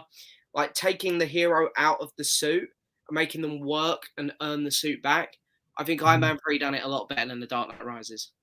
I've not seen Iron Man 3, so I can't I comment. really like Iron Man 3. I think that's a really solid film. Do you know what's funny? Everybody shits on Iron Man 2, but I don't think that's all that bad. I I don't think it's mind. quite entertaining. Honestly, the only MCU film I don't really care for too much, and it's because I'm a sexist. I'm not. It's Captain Marvel. I It's the I, only. I hate that film. Yeah, it's the only one. I generally Yeah, so I, yeah. I mean, I can watch Incredible Hulk again. I can watch Iron Man 2. I can watch both the first Thor films. You know, all the weaker Yeah. ones. I can watch. I can put them on anytime. Yeah. Captain Marvel, I really struggle with. The thing that really bugs me about Captain Marvel is I just feel the character's as bland as dishwater because Yeah. I know I shouldn't, but I'm gonna. Mm, I compare her to Superman because she's meant to be this uber hmm. powerful character in Marvel's lore. Yeah. Superman, he's got a fucking awesome backstory. You kind of relate to him because he's trying to fit in, and especially when you're younger and you get into superheroes, you Hmm. kind of relate to Yeah. him fitting in is a big deal. All Hmm. of these kind of things, you know, he's basically a god, but he wants to be, you know, the power of Hmm. good. I just find that Captain Marvel as a character, especially in the movie in Yeah. particular, she's boring. She has nothing really that makes her stand out that much. Hmm. she becomes super OP towards the end and doesn't really earn it. I don't think she does. She just goes Super Saiyan out of nowhere, like girl power, I suppose. But yeah, I don't know. Like I just thought it was. She annoyed me a bit because it was like she was really rude to everyone on Earth, and it's like, why should we like you? You come here and you're just acting really cocky in front of everyone. It's because that's not Captain Marvel acting. That's just Brie Larson what she's like in real life, because she's a horrible person in real life. I don't know. I actually don't mind Brie Larson too much, but I think the script for Captain Marvel was, I don't know why they made her character like that. I really don't. I'm so glad they didn't use. I'm so glad she was used sparingly in Endgame, because I was terrified that she's just going to come in and just be an OP, just basically end of level boss and just own everyone. I was terrified that was going to happen. Thankfully, it didn't. No, and it was fitting with Iron Man going. I'm Iron Man. Boom. I was so pleased when Thanos smacked her, and I was like, because I was really worried. I was like, come on. Cap and Thor have been beaten by Thanos. Surely Captain Marvel isn't going to be the one to do it. I was like, come on, no. But in theory, she should. She should be able to like just, curb stomp Thanos. In theory. Yeah, I mean, to be fair, I mean, I look back at Endgame and Infinity War now, and I think because they're such these big epic movies with gods and the ability to the abilities that you can do with the stones, it's like you can find loads of little plot holes. But I was just like, I just don't want Captain Marvel to be the one to beat Thanos. Yeah, I generally came out of Captain Marvel and just thought, well, I just didn't like it, and I hated the way they explained why Fury lost his eye. It was awful. I hated it. I was like, this is dumb. I remember just turning to my mate in the cinema when, are they fucking serious? Like, that film got a lot of big laughs in the cinema. I didn't think the humor here at all. I didn't once laugh. I think a couple of Nick Fury's, but that's purely because of Sam Jackson, because he's such a charismatic guy. I think that's the only reason. There is one thing I really liked about Captain Marvel, and I really liked Ben Mendelsohn's character. I can't think of his name.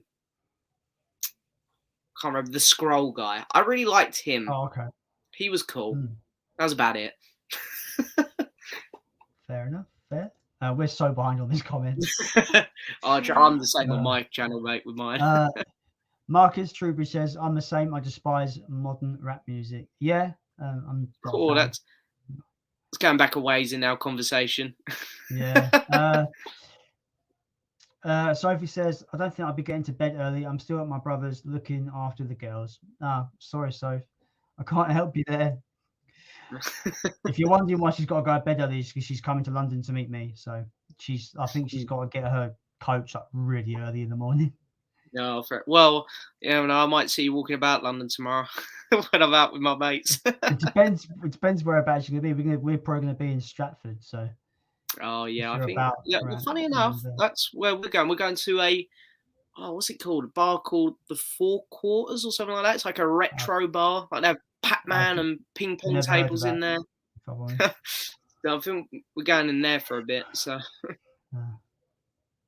Yeah, I'm just meeting her. She's nowhere to go from Stratford to mine, so I'm meeting her there, and we're coming back here to watch some movies and that. Oh, nice! They're the best kind of days. Chilled ones with movies. Yes. Platinum Guy says, James, what is your favourite David Tennant Doctor Who episode? For me, I absolutely love The Girl in the Fireplace. See, now, me and Peter spoke about this. He's asking you the question because he knows I know nothing about Doctor Who. So proceed. You know Doctor Who guy then. No, I I'm in a little chat group with Sophie, Pete, Platinum Guy, and a few other people. And they're all Godzilla, because that's me. They're all Doctor Who people. And as soon as I go into Doctor Who chat, I'm literally just like, just mute. Yeah. We have like video calls. It just be Doctor Who, and I'll be like, sorry, I'm gonna go and watch some YouTube. See you later. I must admit, I'm a big Doctor Who guy because I've been watching since day one of the reboot. even though the current era of Doctor Who is garbage. But my favorite David Tennant episode is Family of Blood, Human Nature, the one with the scarecrows. If that means anything to you. the only Doctor Who villains I know are obviously the two big ones, which is the Cybermen. Is it Cybermen? And the Daleks. And the statues that come to life if you turn your face from. The Weeping Angels, they're cool. They're cool. I love the Daleks. They just make me laugh now because they could have killed so many people if they didn't feel the need to shout out "exterminate" all the time. So you're giving people time to run away or do something. Yeah. You could say the same thing about, if there's a robbery, why do you have their sirens wailing? You can hear them coming, so robbers have enough time to get away. Yeah. I've always found like the kind of like deeper lore of Doctor Who interesting because my brother watches it, so he's all clued in. And I've always found like the kind of like the story behind the Daleks, and like he'll fill me in with this kind of lore. Yeah. And how they're not machines, they're like these weird octopus people in these big machines, and I think that's quite fascinating. Yeah, it's I don't know. I think because the thing is, like, obviously, like I was saying earlier, I grew up on the prequels, so I was like big into sci-fi. Sort of what I grew up with, and I just remember going around my grandparents when I was younger. My parents were in London on a night out, and my grandparents were looking after me, and they're like, "Oh, this show's come back that we used to watch when we were kids." And I just remember them putting on the first episode. It was called Rose, and it's like, it weren't too sci-fi. It's the one where like some mannequins come to life. It's just set in London. And I was just blown away by it. And I was like, this show is for me. And I've just been watching ever since. But I mean, the current era isn't very good. I'll say that. So it's in its. I mean, Sophie wants to introduce me. She's going to introduce me from the reboot show 2005. I think you'll like it. Like it. Because when my dad was alive, I was talking to my dad about it because my brother, my dad, my mum, they would always watch the new episode. And the thing is, though, with me, I know it's been going since the 60s. Yeah. I'm the kind of person where I would like to go to the beginning and watch it through. They've been releasing these beautiful sets, which I don't know if you've seen, of like the classic seasons. As the set comes out, I buy it and watch that season for the first time. So I've seen how many sets have they done now? 8 or 9. I've seen 8, 9 seasons of Classic Who. And there's some good ones. There's some not so good ones. The only thing that's put me off is that my dad was explaining that there's like a good 100 episodes lost to time. It's only for the first 2 Doctors, which are the black and white ones. So as soon as because my favourite Doctor is the 3rd one anyway, John Pertwee. I think purely because, again, I grew up, my grandparents showing me Wurzel Gummidge, who he used to play in the 90s. So I've always loved John Pertwee. All of his episodes are there, I think. He might have one that's missing, I think, 1 or 2, but all of his are there. So it's just the first 2 Doctors that people struggle with. Is it, because I think I've asked Sophie this, and she said to me it's like a bit of both. Is there an overarching narrative, or is it just like Monster of the Week episodes? There isn't an overarching story to each season most of the time. Like, in some, they'll keep bringing up a word, like Bad Wolf, this word will be following them, or you'll keep getting hints at someone coming back. You'll have your adventure monster of the week, but then at the end it all ties together, sort of thing. And it's okay. I think the first 5 seasons of New Who are freaking amazing. They're so much fun. And then 6 to 10 are good. They're all sort of up and down. And then 11 and 12 sucked. Yeah. I'm looking forward to checking it out. It's a really solid show. Yeah, I like sci-fi, so I'm sure that it'll be my cup of tea. I've just never actually it takes a lot for me to even consider starting watching a show. It takes a lot. It's just bloody long now, isn't there? Well, there's 12 seasons of it. I know if I hadn't watched it, I wouldn't be catching up on it now. It's too far in. Yeah, like I used to be into anime in a big way, like 10 years ago, say, Yeah. right? Like, you know, you see my like shelves on to the side of me in my old other videos for the Blu-rays. That used to be full of anime, just anime, all anime, until I sold most of it. And my brother's into one anime called One Piece. And he goes to me, "Oh, Jay, you need to watch it. It's so good." I'm like, and the thing is, I know I'd like it. I know I will, because it's definitely my cup of tea. But there's 1,000 episodes. I'm like, no, I can't do it. Yeah, 1,000. Honestly, I see 100, and I'm like, no. Let alone 1,000. It's like I've just bought the OG Star Trek series, seasons 1 to 3, and I'm planning to do reviews of those. But they're 100% blind buys, like, because it's always interested me, but I've never checked it out. No, I'm about 5 episodes in, and I'm really enjoying what it is, like the original Star Trek. To be honest, I love doing that though, the blind buys where it really surprises you, because that was sort of what Godzilla was for me. Yeah, I haven't seen any of the old Godzillas, so I bought that. Bought Gamera was the big surprise, because I've done Gamera first. I'd never even heard of Gamera. I was like, I'm gonna buy this, just give it a watch, and I really enjoyed those. And that's what I'm hoping is gonna happen with this Clint Eastwood set that I'm getting in a couple of weeks, because in that set it's got all 61 or 3 of his films.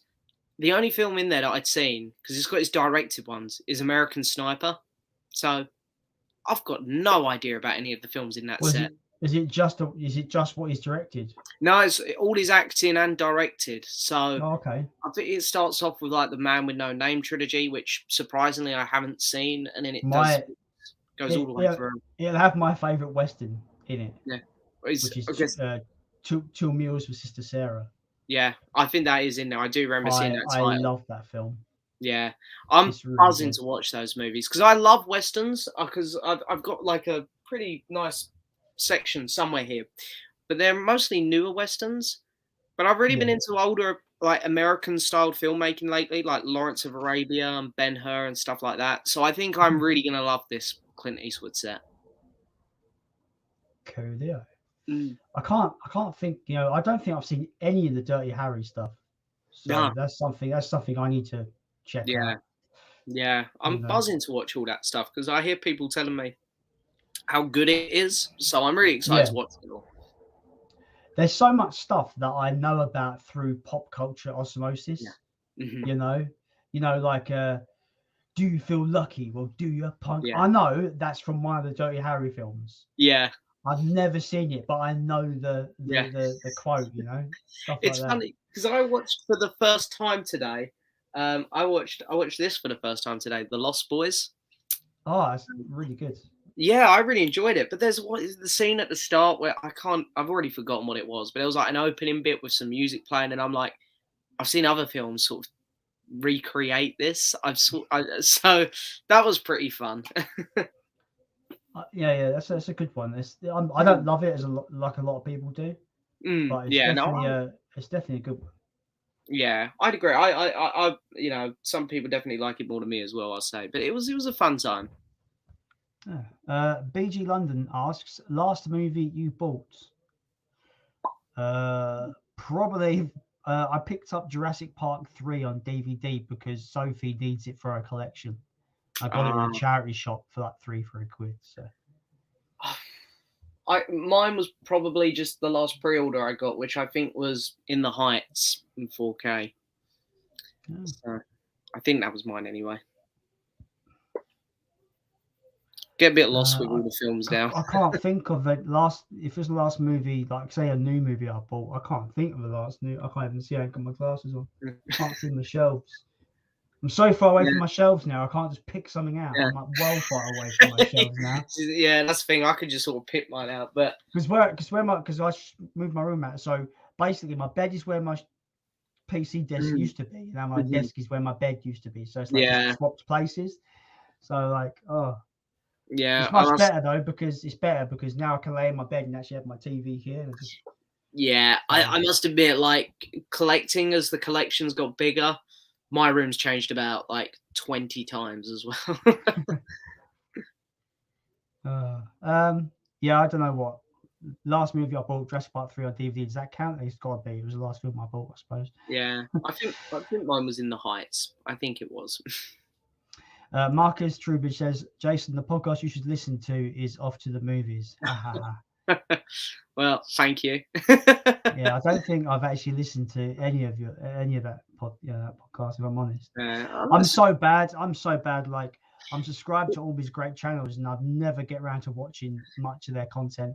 Nah, I always try to admit the same to others. Like, sometimes it's like I'm like, I'll just admit, like, I haven't got around to your channel in a while. I'm sorry. And like, the thing is with podcasts as well, whereas videos are like 10 minutes, like podcasts, like mine and Ryan's episodes are like 40 minutes to an hour long.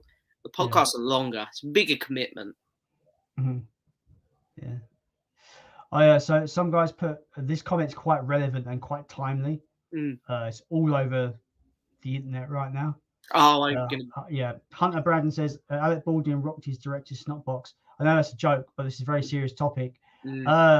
Fucking hell. Someone's gonna get done for gross I can't say that word.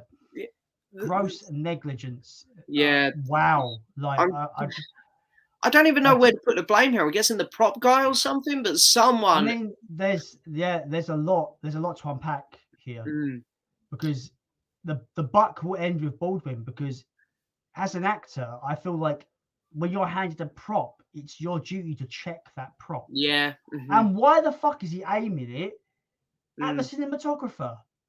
Because I swear I read something about even when the shot is meant to be down the barrel of a gun, you don't actually aim the gun at the camera. No. There's a clever technique they use where they point it away from the camera, but they have it so they still can capture the barrel or something like that. I don't know. I do feel a bit bad for the guy though, because I obviously, Baldwin didn't mean for that to happen. Obviously, I feel a bit bad for all. He's going to be a complete wreck of a man now for a while. I trying to live with that. So I wouldn't be surprised if the film gets cancelled over this. Is that okay? Yeah. I know films that there's been deaths on set before with other films. The Twilight Zone movie is a big example. Yeah. That helicopter crash incident. That film still came out. But by Baldwin's producing, the director's injured, the cinematographer is dead. Yeah. I don't see this film coming out. I don't see this film surviving through this thing. But like, I've seen people on the internet say, "Oh, Baldwin should go to jail. He's the one that pulled the trigger." But like, isn't the guilt he's going to be feeling for the rest of his life? I think that's going to be punishment enough, right? Yeah. I it's like you said it really well. Like, he should be checking his props as well. But then at the same time, it's like, well, the prop guy, why isn't he checking? Like, this is his actual job. Yeah. And and if they're dealing with actual firearms, even blank firing firearms, right? I swear there's got to be like a gun wrangler or something on set that makes sure everyone knows how to handle these props and firearms and whatever. I was reading in some things, like, apparently, I don't know anything about guns, but some of the things I was reading today, like the bullets can get stuck in the barrel. So it's like, you've taken an actual gun that's been used before. It's like, why aren't these just guns that are always set aside for movies? I've been reading a lot of it today as well. Like what actually, because there's not a lot of information. Just a prop gun was fired and it killed the cinematographer and injured the director. There's not much information aside from that. But from what I've looked into more kind of prop gun, kind of actual, like what actually is a prop gun. There are ones that are just made of rubber and don't fire anything, but there's also blank firing props. And sometimes if they're not loaded correctly, the blank can basically shrapnel, and all shrapnel comes out, can fire out the barrel, and that's what can cause injury and death. Yeah, it's I don't know. It's a very sad, tragic state of affairs. That's all I'm going to say. Like, it's mental that this is to actually happen on a movie set. It's the last time this kind of thing has ever happened was Brandon Lee on the set of The Crow. This thing never happened. Was that 90s? That's a long time ago now. Wasn't it? Yeah. So I don't know. It shows you how rare this kind of stuff is. I couldn't believe it, because I remember I was in work this morning at like 5:30, And I remember just walking into my office, my colleague, who's like a big movie fan as well, was like, "Have you heard about Alec Baldwin?" And at first I was like, "Oh, I'm guessing he's dead or something," you know, because what else do you expect to hear when someone says that to you? And when he said, "Oh, he's accidentally killed someone on the set," I was like, "What the fuck?" I was like, "Well, I wasn't expecting that." Jeez. Yeah. Yeah. The last thing I read was there's apparently there's manslaughter charges being put down, but there hasn't been information on who has been charged. Thing is, like, I don't really understand how American law works for that kind of thing, because obviously it sounds like it was negligence, definitely gross negligence, but also it was an accidental discharge of some kind of prop gun. By the sounds of it, Yeah. Is Baldwin, is he liable because he pulled the trigger and didn't check his prop? Yeah. Could he be going to prison for this? Could he be done for manslaughter in some respects? Yeah. I don't know how it works in America, so I'm not too sure. I don't know. It's one of those things where I just feel like surely people. Yeah, I don't know. I really I don't even know what to say on the subject too much, to be honest, because it's like you say, like, I don't know anything about American law really. It's like, I don't know how they're gonna look at this. Are they gonna look at him and go, well, it was kind of obvious the guy didn't mean it, but it's like he still pulled the trigger. Yeah. So it's a crazy thing I woke up to it earlier on today. Like, just the first thing I think it was on your Facebook group. I think someone posted it, or it might have been Paul Tams's Facebook group. I forget which one because I'm on both of yours, but it was all over Facebook when I woke up. I was like, holy shit. Yeah, well, they were even reporting on it like on the news. It was like top thing this morning on the radio, and I was like, oh, this is kind of crazy.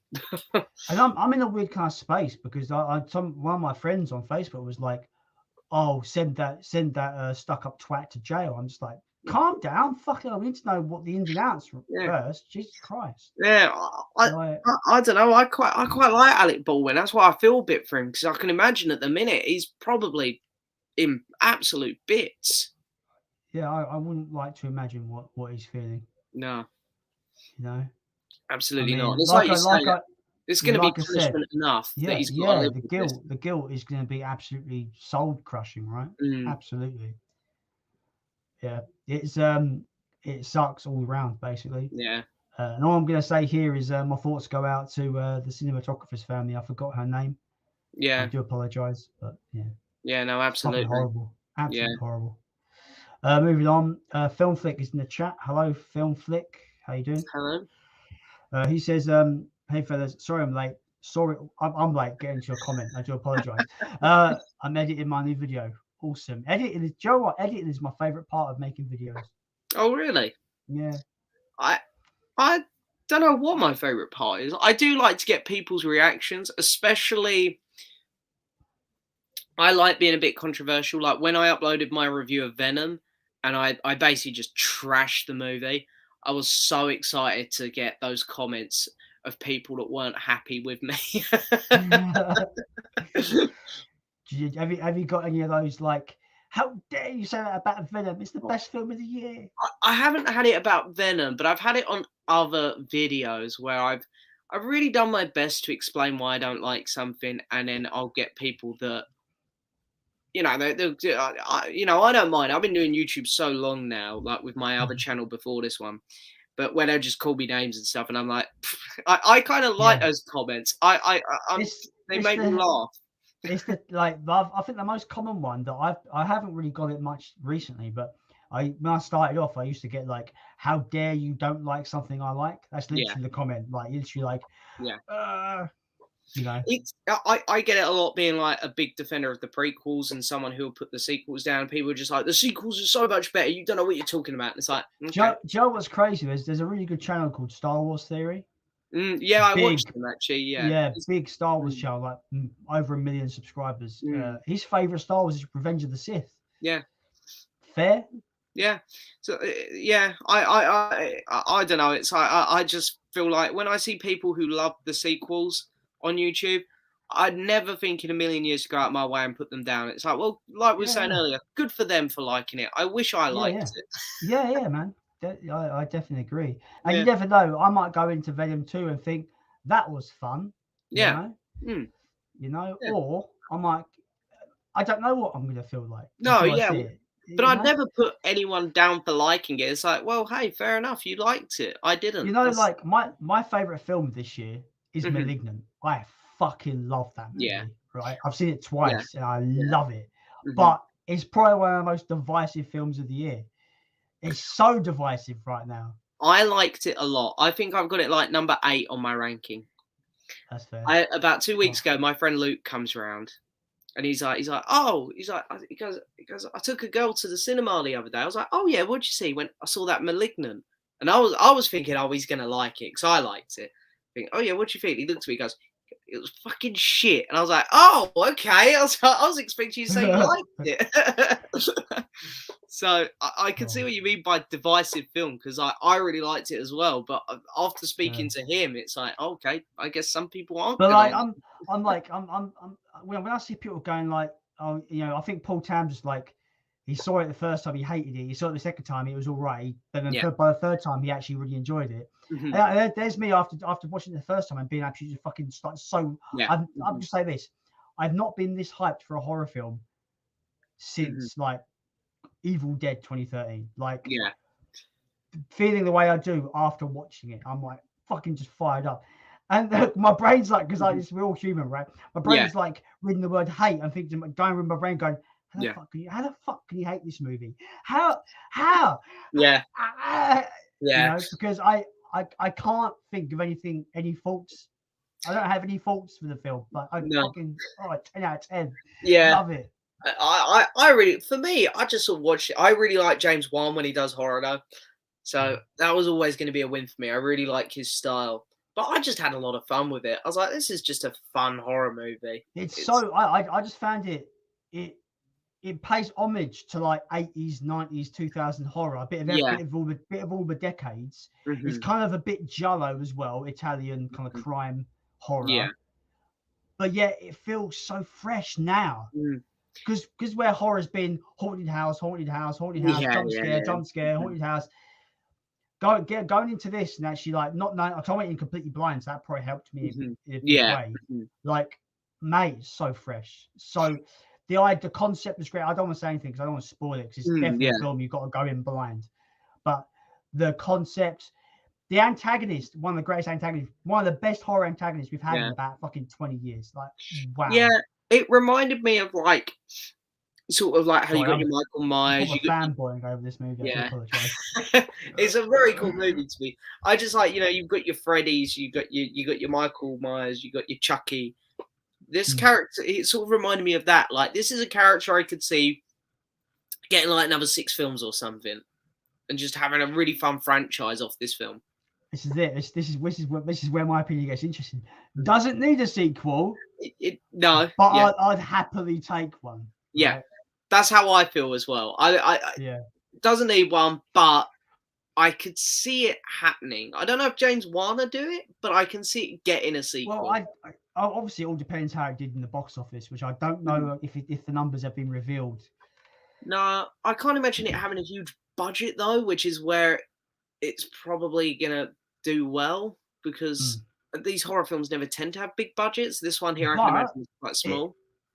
I'd be surprised. I don't know. Maybe just James Wan is very good at doing maximizing his budget because just on a production design standpoint, that Malignant is a beautiful looking movie. Yeah, it's unbelievable.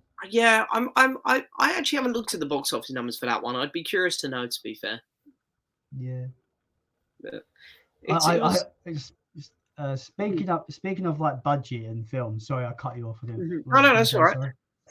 Me and my cousin, I showed my cousin the Resident Evil trailer. Oh yeah. I thought it looked awful. Just say I don't do Resident. I haven't seen any of the Resident Evil films. I haven't played any of the games, so I ain't got a clue. Fair enough. Anyway, that's fair. The trailer is like really cheap. It looks so cheap, right? It looks like a cosplayer could Yeah, be better yeah. with the costume, right? Mhm. I showed my cousin. I was like, "So, what do you think? Do you think this is going to be?" Because I mean, we're trying to figure out. Oh, have they put this out to retain the film rights? Yeah. Mhm. Possible, right? Mhm. Possible. Maybe Capcom shouldn't give Constantine Films the rights anymore because they don't Yeah. really give us good movies. But Mhm.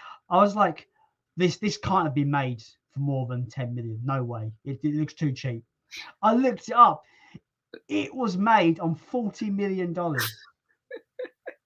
Yeah, Where's that's that money gone? Where? The CGI is shocking. yeah. I can imagine. To be fair, do you know what one gets me the most though on budget? Have you seen the last Jules budget, the new Ridley Scott film? No. 108 million. And have you seen how much it made opening weekend? No. 4 million. It's like that's Who? a flop.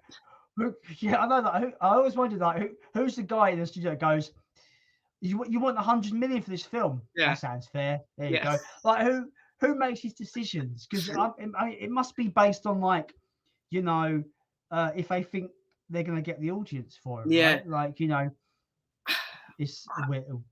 I don't I know. couldn't believe it. I knew it weren't doing it because I went to see The Last Duel the other day, and it actually is a really good movie. But I remember coming out thinking, I know this film ain't doing well, and I had a feeling the budget was going to be high because it looks incredible. And when I saw the budget, I was like, oh no.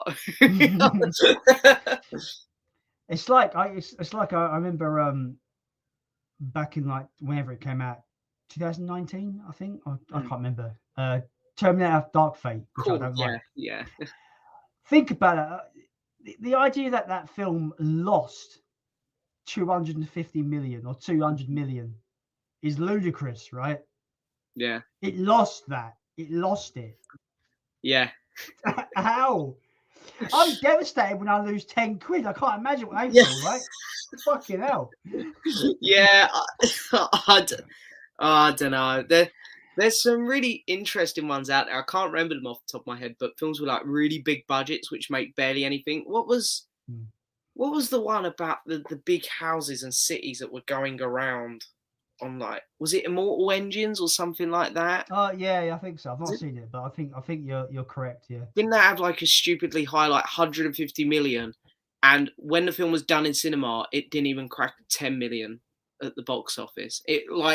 I think it's like considered one of the biggest losses ever in Hollywood. What was that film that came out and it made like $42 or something like that at the box Oh, office? I What don't was that know. film? I don't know. It must be an American release, surely. Yeah. Some small American movie, Yeah, like I The can't Room remember. or something. Something like that, most likely. Yeah, I can't remember. Yeah, the It's person. interesting. Yeah, it baffles me when I think of a film, costing upwards of 200 million. And that's like a lot of the time when they say, "Oh yeah, it costs 200 million to make." That's just for production. That's not with Yeah, marketing on top. Marketing is usually double the production cost a lot of the time, right? that's it. So Yeah. you're looking at closer to half a billion at this point. Yeah. Well, that's It's the thing. That's crazy. why I was a bit worried about Bond, to be honest, because like, people going back to the cinema. I know that Bond's a big property, but I know that some people are still worried about going back. Bond, they've spent so much on marketing because of how long it's been delayed. Yeah, my brother went to see that the other day. He's not really into movies or much. He's not into Bond at all, but his friend had a spare ticket, so he went to see it. Came home and spoiled the ending. Oh no. Yeah, I've not spoken about the ending with anyone other than my mates who I went to the cinema with. So I don't know the context. All I know is this happens. That's it. So I can't really talk about it with you because I don't know context. But oh well. I need to watch the rest of the films before I get to that one anyway. But moving on. Boosh. Luke says, been watching Loki. What?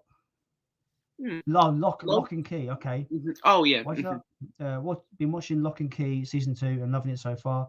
Such a good show on Netflix. Have you seen it, guys? If not, I highly recommend it. Yeah, I don't watch anything on Netflix these days. I haven't watched that one. Haven't really heard much about it either, to be honest. Speaking of shows on Netflix, everyone's going literally batshit insane about that Squid Game. Yeah, I've not watched an episode yet. Oh, I watched it a couple weeks ago. It was really good, but like I'd give it like a 7.5 out of 10. I wouldn't say like it's incredible, but it was a really good watch. It was super fun, but is it the best thing I've ever watched? No.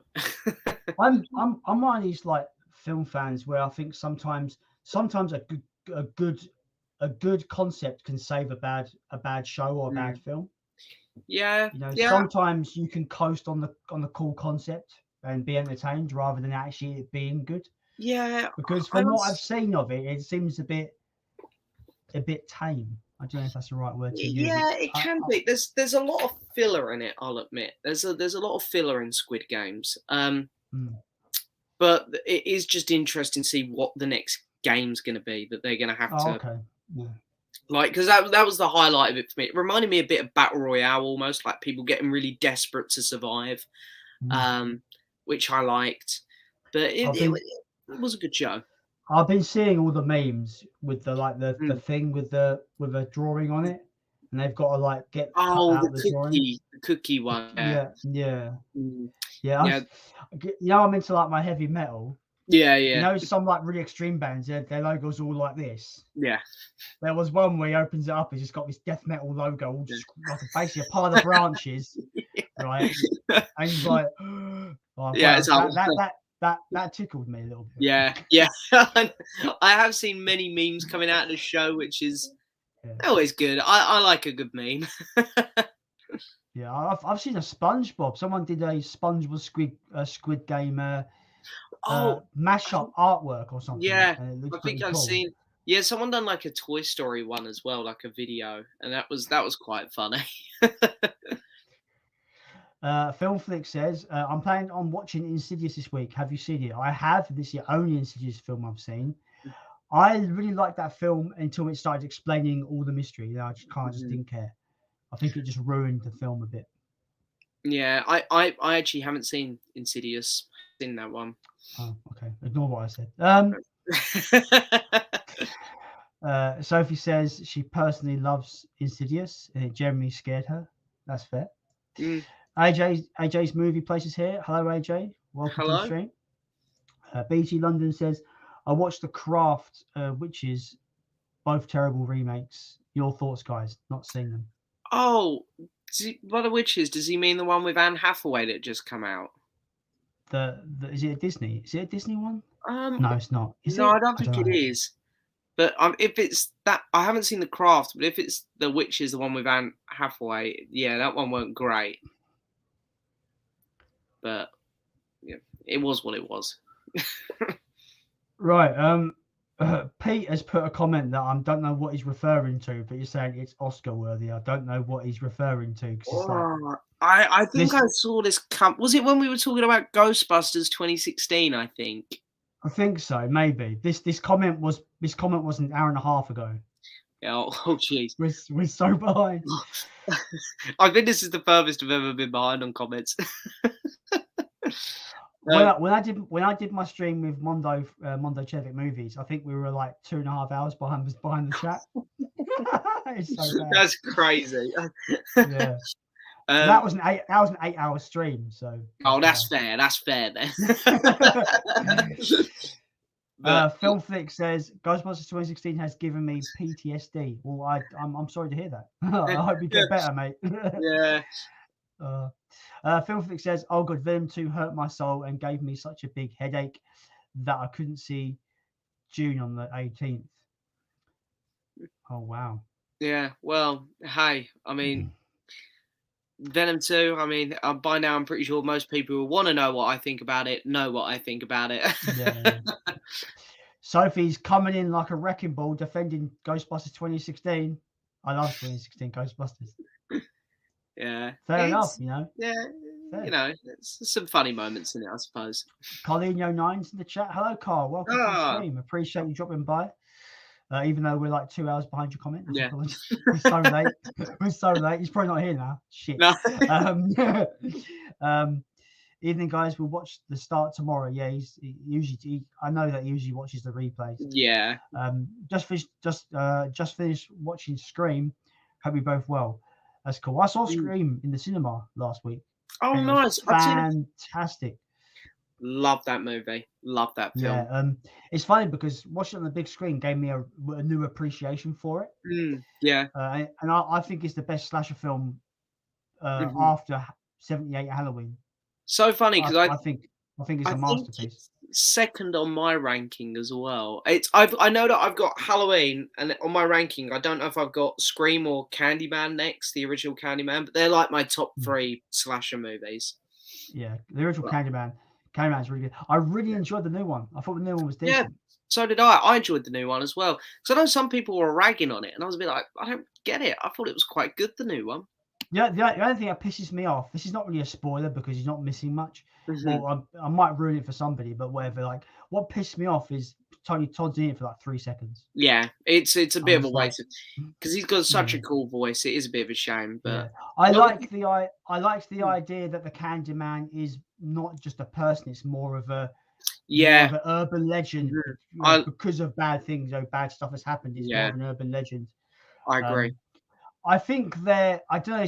I don't know whether it's because I'm a white privileged man. I think it came across a little bit too heavy-handed with the racial stuff. A bit too heavy-handed. Right. I mean, it's a delicate issue, and maybe they should have took it been a bit more kind of. Obviously, it's an important message to put out there, but I think they were very with it. Yeah. I don't know. I can definitely see where you're coming from. They are very heavy-handed with it. I'm not a single, but I'm a white man, so my opinion doesn't matter, I suppose. On those kind of issues, I suppose. That's exactly it. Yeah. But yeah, that Candyman 2021 was a really good time, I think. Yeah, I enjoyed it. It was one of the good modern horror follow-on. Cinematography was one of the best parts of that film. I must. Yeah, I thought the score was really good as well. I love that Candyman music. It shouldn't work in that movie, but it does. I really enjoyed the opening credits. Yeah, where they were mirrored. Funny story about that. Me and my mates, I went with my podcast co-host Ryan and my good friend Luke. We do everything together, and we all sat there and went, "Oh, they've got the projector the wrong way round." We come out the movie and we were talking about it back at mine, and all of a sudden, one of us, my mate Luke, went, "Guys, I've just clocked the opening credits. It was a mirror," and we were like, "Oh, for God's sake!" I tell you what. The way they used mirror reflections in that film were fucking genius. They really were, yeah. The whole this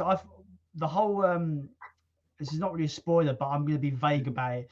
The scene in the girls' bathroom, yeah, and the little makeup mirror, the way they used that was really clever. I thought that was a clever movie. Yeah, I've got a lot of time for that Candyman franchise now. I need to watch 2 and 3, which I hear aren't as good, admittedly. But I've got the 88 films Farewell to the Flesh, the second one. Yeah, I think I'm not too sure. I've seen them about on in the Facebook groups that we're all in, but I do need to watch those 2 movies because I love the first one. I really like the new one as well. So, Candyman's good time in my books.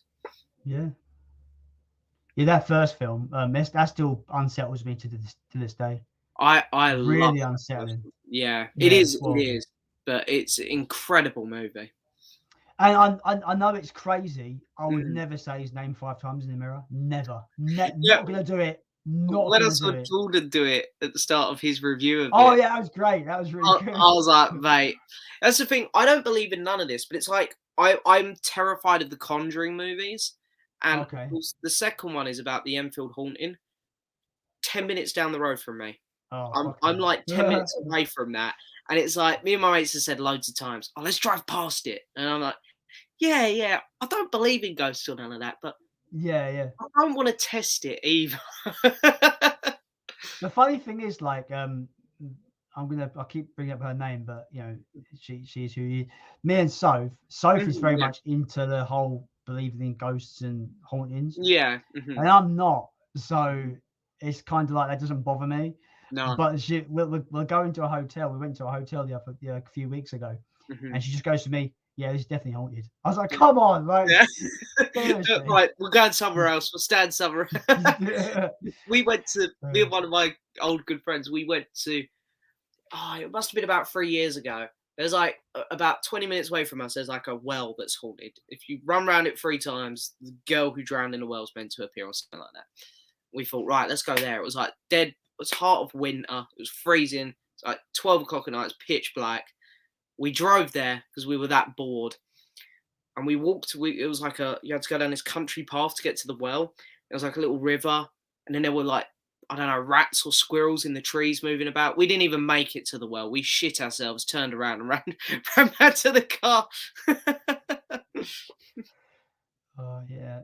I remember like there's this shit old town near me, really run down town. This hasn't been looked after at all. I don't know what their council is doing, but it's really bad. There's this abandoned school that hasn't been turned into anything. Oh right. So when I was like 17, 18, I with my mates, let's go into the abandoned school because you could just get in with no issue because it was like broken windows everywhere and fuck that. Don't go into abandoned schools. No, I couldn't do that. It's not fun. No, it's not fun. I don't think I got a mate who's all into that, and he's been like to somewhere in America. It's like one of their most haunted places. I think it was a prison, and he's got on video. He reckons. Apologies if he ends up watching this. He reckons you can hear voices in the background. I could hear mumbling, but obviously it's like a tour, so it's like there's 3 other people. He reckons it's ghosts and stuff, but he was certain he saw some figures and stuff. And I was like, well, I heard a mumble, or if I saw even a hint of a figure, I'll be out of there. You won't catch me in there. Yeah, it's my perfect like kind of like comparison for that is the opening to Event Horizon. I haven't seen that. Oh, okay. I can't say anything then. but one of the characters does a very logical thing of he sees some bad shit happening on a monitor, and he goes, "We're leaving." I was like, "Fucking bravo!" Finally, someone understands what you got to do. Didn't someone do that in the new Candyman? Like when they're in the dry cleaning shop, did they like open a door to a basement and they just went, "Nope, shut the door"? And I was like, I think so. Yeah, something like that. Yeah, I was like, well done, you. It's like, you know, logic is important, but in horror movies, no one deals in logics. The It films are the worst. They're constantly going in this haunted house and stuff, and I'm like, what are you doing? That's the place you don't want to go. Yeah. When I was a kid, there were certain places that if I'm walking past it, I couldn't look at it. I had to look away. Yeah.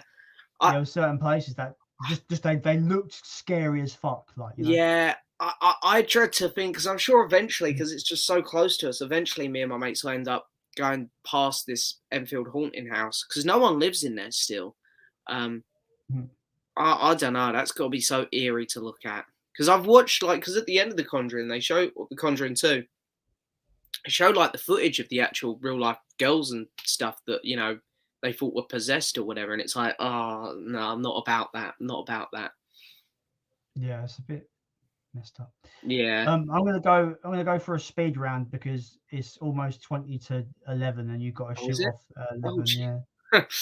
I didn't even realize. It's gone like that. I don't know what's going on. Time is a weird thing. Frags Gaming says, "Good evening, guys." Good evening, Frags. We're well late to your comment. Filmfix says, "The Lord of the Rings 4K gone up to 80 quid, which is insane. I'm being sent the Blu-rays." I'm gonna say this now and say it once. I'm not like a huge fan of Lord of the Rings. I like those films, but you know, I maybe watch them maybe once every 2 years. And See, I'm a huge fan of the original trilogy, extended cuts. I'd say it's my second favorite trilogy ever. I love them. They're all like 9 to 10 out of 10 films for me. That's fair. Cool. Andy says, "As Halloween is just around the corner, what are some of your staple horror films you watch every October?" Oh, all right. I've got to think. It's gonna change this year because I wanna watch I want to make a stack of films that I've got over there that I've not seen. Yeah. Horror films, and get through some of those. See? But I'm definitely gonna be watching Malignant again, 100%. I'm probably gonna watch Alien because I love Alien. The Thing is a no-brainer. I'm probably gonna watch back to back because I think they're gonna be great back to back, which is Friday the 13th and Friday the 13th Part 2. Yeah. Because I swear they take place in the same 24 hours. I'm sure of it. I could be wrong there though. But I've only just watched them and I've already forgotten. yeah. Yeah, I can go on. There's loads. Candyman, we've already mentioned Candyman. Yeah, I mean, Nightmare for me, on Elm Street. That's a great one. I don't really have staple because this is the first year I've really dove into horror films, to be honest. Oh, interesting. It's never really been my genre. But for me, Alien, 100%, and The Thing, and The Shining, they're like the three that I've sort of always loved. But I'll definitely be adding the original Halloween and the first Nightmare on Elm Street to that list now, and the first Scream and Candyman. Yeah, but like I said, a lot of mine will be films I've not seen. I want to check out more because obviously you can imagine about a good 98% of my collection I've not watched. Yeah, I'm terrible. To be honest, I'm pretty good with like my normal movies behind me, but then I've got like my collection wall of like Arrows, Criterions, HMVs. Them ones I haven't seen loads of. Yeah. I don't know what this is referencing to. Filmfix says he's dead. I think that was When I Vanished, I think. Oh, okay. Okay, cool. Phil says, James, when are you doing your room tour? Oh yeah, I did mention this. I've been teasing I'm going to do a room tour. I think I'm going to do one in the next week or so because I've always wanted to do one, but there's been something in my room that I'm not quite happy with. But lately, I think it's all pretty good. So thing is, I've been thinking of doing one on my channel, but I don't really have much to really show off. Like you see a good half of it here anyway, and then the other shelf you see in the old other videos before I changed my room around in the other videos.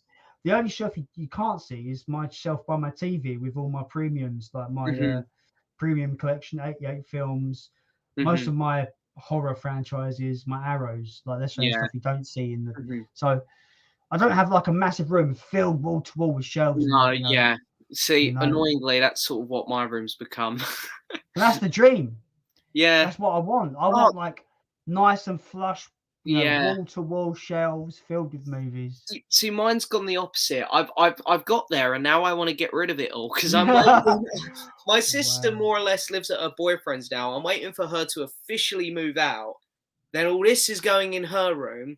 I'm going to turn this into a bit more of a normal bedroom again. Yeah, don't get me wrong. I live with my mum. The dream for me, if I can even get a job that pays what is expected to get a house these days in London.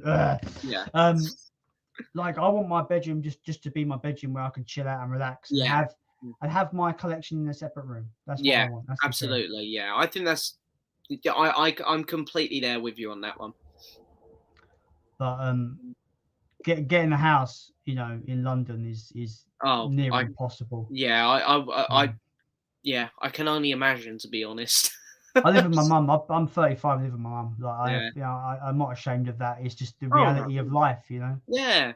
Well, no, that's it. But hey, it's the thing with collecting, like, is I mean, if you want to keep collecting, where are you going to put it? That's the thing. Yeah. It's I've only got this room, so space is not finite. No. Outer space is infinite, but physical on Earth space is not infinite. Yeah, it has a finite. You will run out. But you need to do what Kermit's done. He's built, he's got a library. He's built a library in his own house. Yeah, it looks insane. I've got to say, it's wonderful. It looks so good. Like I'm very much like an OCD guy, so the fact that how flush and clean it looks, I'm like, that's so nice. I'm pretty good with DIY stuff. Like, because I do a lot of work on building sites and stuff, so I'm pretty good with all that. I don't think I could do as good of a job of what he's done. I'm gonna get him to come do my room. I've just been buying these Argos like storage cubes. That's what I buy. These all come from Argos as well. My Blu-ray shelves, my record shelves come from IKEA, but that's the thing. None of them match. Oh yeah. Right. Platinum guy says, "What video games are you currently playing?" For me, it would be Aliens Fireteam. Mine is this Breath of the Wild, Zelda. A very good 7 out of 10 game. So yeah, I haven't played enough of it yet. It's no way 10 out of 10 like everyone, like those people say. No way 10 out of 10. Yeah, it's got incredibly solid reviews. I don't know. I haven't played. Nintendo fanboys, come and attack me in the comments. I challenge thee. I'm still very new to the Nintendo, the Switch. I used to have a Switch and I stopped. So I sold it because the games are too expensive.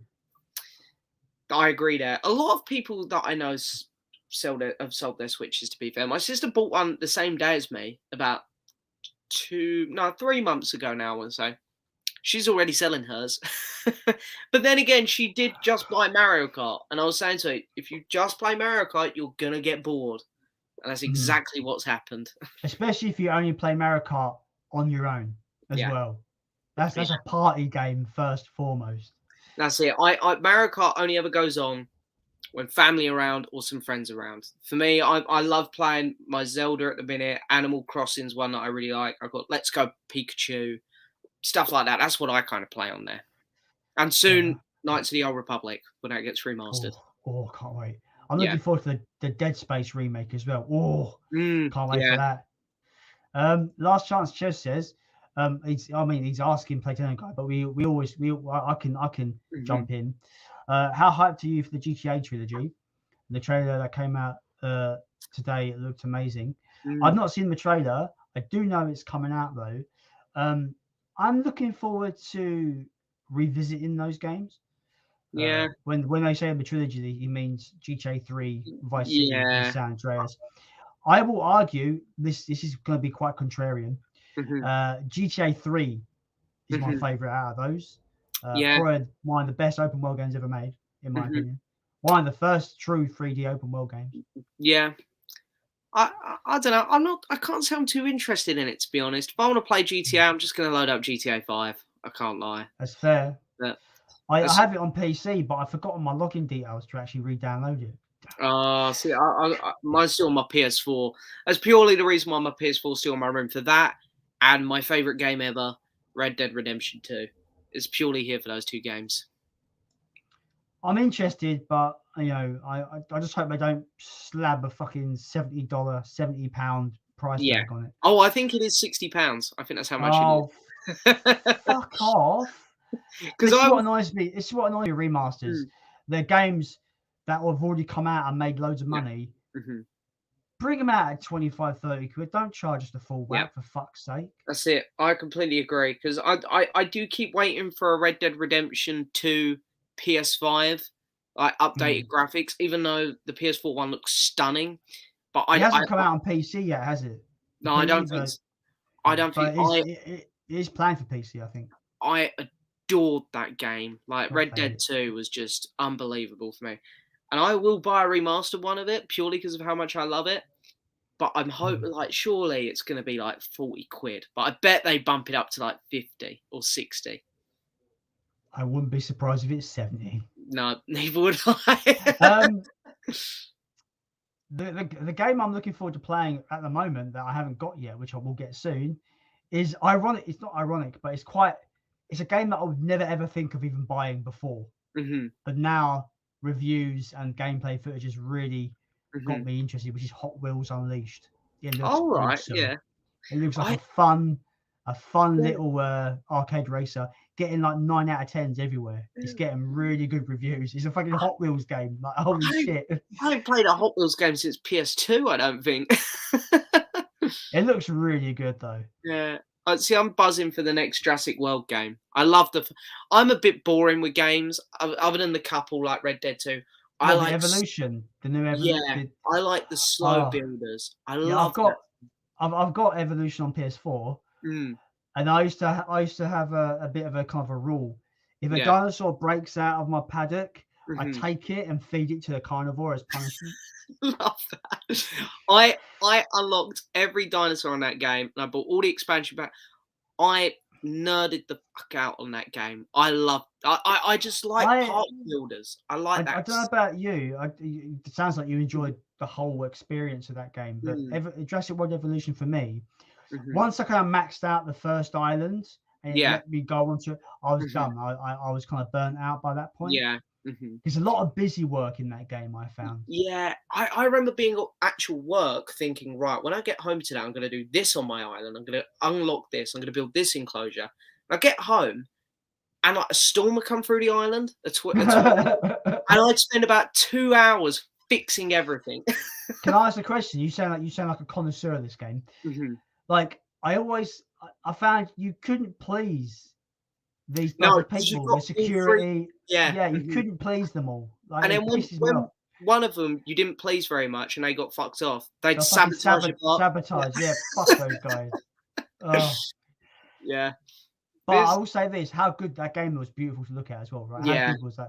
I loved it. Honestly, sometimes when I built like the monorails or I built the ball thing that you can go in from the movie, because you can go in first person in those. I just go in first person and just literally just look at all my dinosaurs and stuff, and I name all the dinosaurs.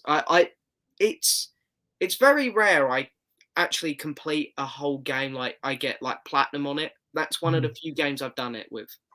Oh, interesting. That's cool. Yeah, I had a lot of fun until it stopped being fun. That's the way I roll, really.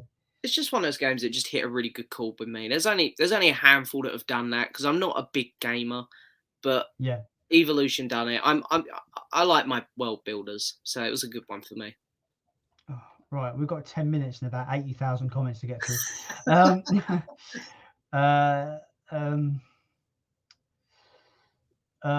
Is he talking about? I think he might be talking about GTA. Playdough Guy says, yeah, it looks great, and surprisingly, it's coming to Switch. Still £55, a little bit expensive. Yeah, I've seen it's coming to Switch actually, because I was a little bit tempted to get it. Cause I haven't got loads of games on my Switch yet, but there's no point me getting it because when Knights of the Old Republic come out, I'm not going to touch anything else. Luke says, or asks, what did you think of the new trailer for Uncharted movie, guys? If you have watched it, it just doesn't feel like Uncharted to me. We've gone over this, haven't we? Yeah, already, James. Yeah, that's more or less what I said as well. It just I've not seen the trailer, so I can't comment. I mean, I can't relate, so I haven't really played the games, so I can't go, oh, it's not a true representation because I don't actually know. But it does just look like I'm watching Peter Parker. Fair enough. That's fair. But he's become quite synonymous with Peter Parker now, hasn't he? Yeah, he's great as Spider-Man. Absolutely great. But in the trailer for this, it was just like he's doing the exact same voice and the same mannerisms. And it's like, this is just, he's just playing Peter Parker again. Fair. Platinum Guy asks, are you guys going to watch Last Night in Soho? I don't know what that is. I have no clue what he's talking about. Oh, I'm really excited for this movie. It's the new Edgar Wright film. Oh, okay. Which, honestly, because I've been seeing like 5 films in the cinema the last week, I think I've seen that trailer in front of every bloody movie, and I'm getting sick of seeing it. There's a film I just remembered about it because I saw the trailer for it before Scream came on last week. I saw an older trailer about a year ago because it was delayed because of the pandemic. All right. It comes out at the end of the month. And it looks awesome. It's called Antlers. It's produced by Guillermo del Toro. Yeah, I've definitely seen this trailer in the cinema at some point, but I can't remember which one it is off the top of my head. It kind of looks like a police procedural, but it's about a kid who kind of is like feeding a Wendigo. It looks awesome. Yeah, it looks awesome. Martin McBurney says my favorite movie soundtrack is The Last of the Mohicans and The Lost Boys. Coolio. Don't think I've seen The Last of the Mohicans. There might be. No, I haven't. I guess in Last Boys it's more like the actual songs they play in it, like the compilation. Because I didn't think obviously, like just watching it today, I didn't think the score itself was anything too interesting. Oh, that's fair. Fair enough. Plato Guy says, "Don't get me started on Last Jedi." See, we're how far behind we are, James. Yeah.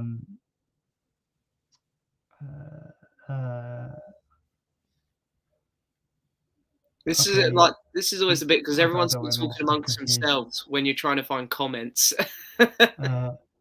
Well, it's an interesting question. BG London says, should I watch Star Wars in chronological timeline order or movie release order? I haven't seen them. Blasphemy, I know. The thing is, I'm going to ask this question, BG London.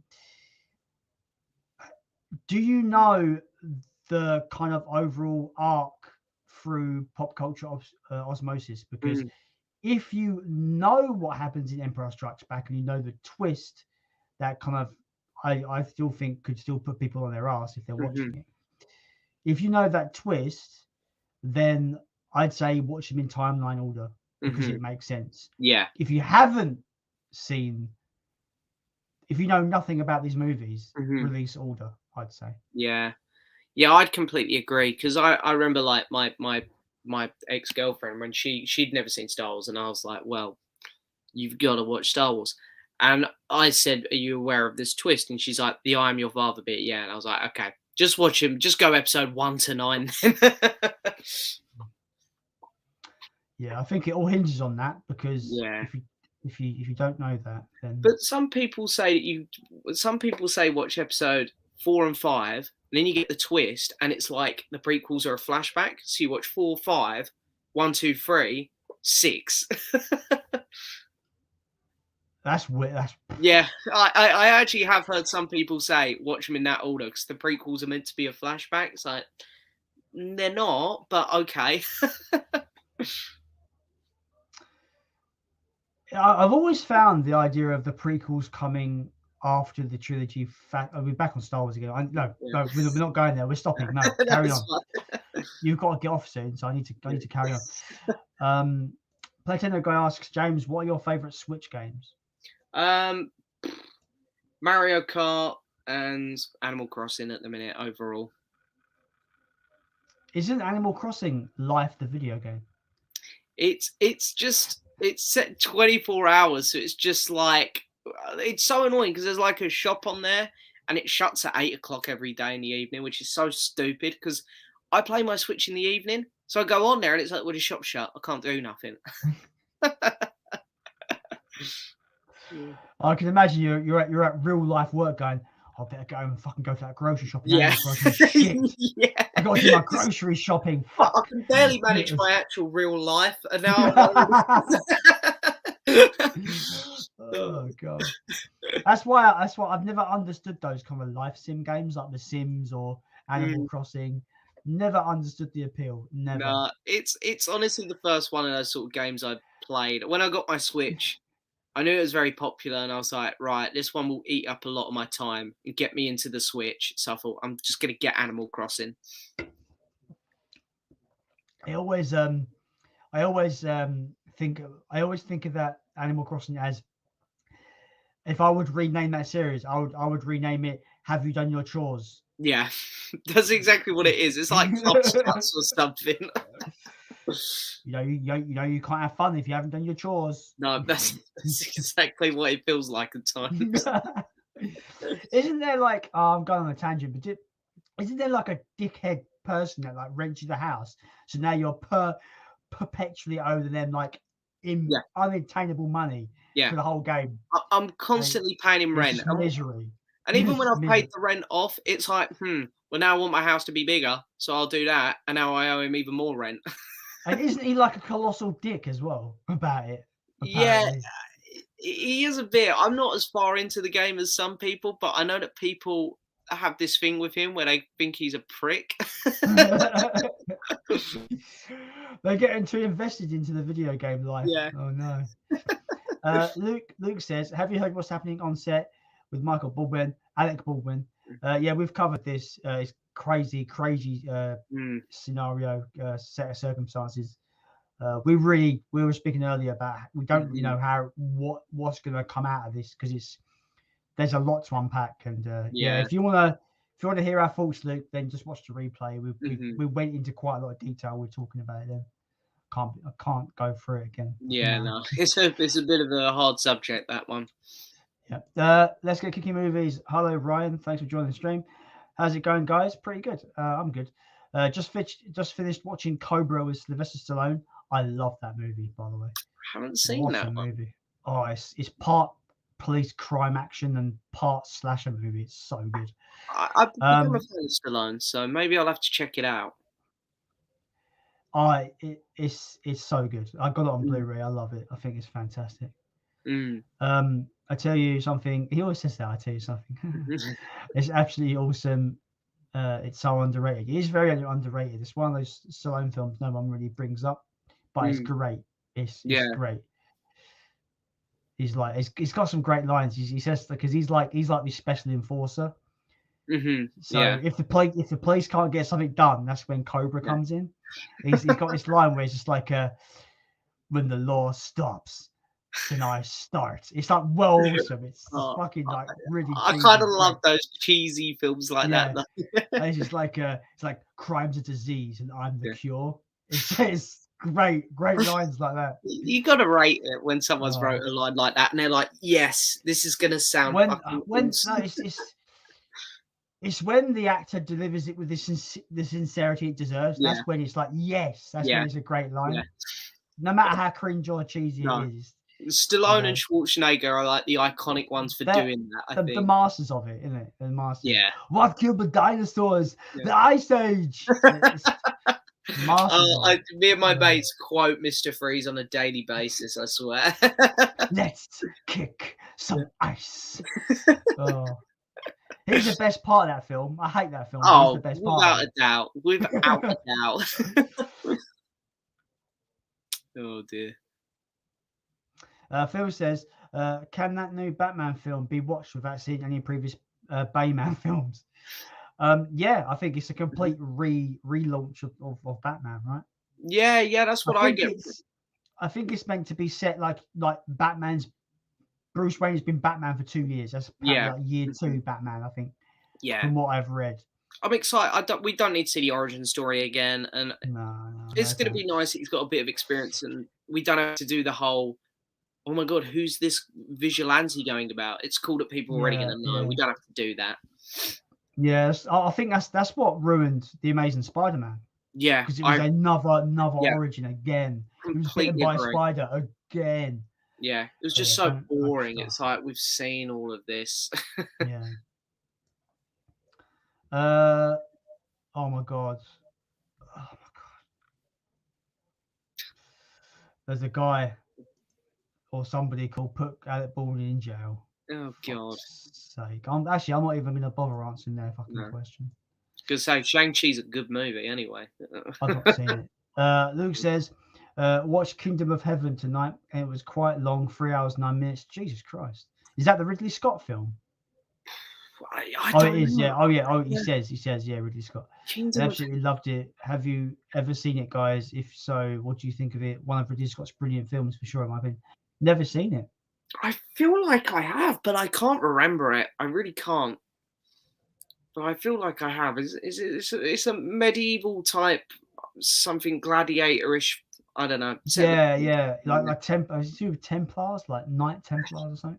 Yeah, I can't remember. I think I've seen it, but it was many years ago.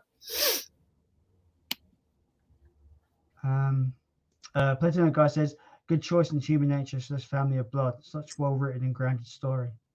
Yeah, there's some incredible ones in that era of Doctor Who. There really is. We're so behind on these comments, guys. Like, dude, like we really are. Like Doctor Who stuff, man. Like, how long ago was that? It was about 2 days ago, wasn't it? Yeah. Are you going to watch Doctor Who Flux? I'm going to watch it, but I'm not expecting much. Yeah, it's the new season. Yeah, I mean, it's going to be crap, but I'll watch it. Sophie says, I'm going to give Peach a Doctor Who education. See, to her, I'm Peach. That's my name. Oh, fair enough. I'm her Peach.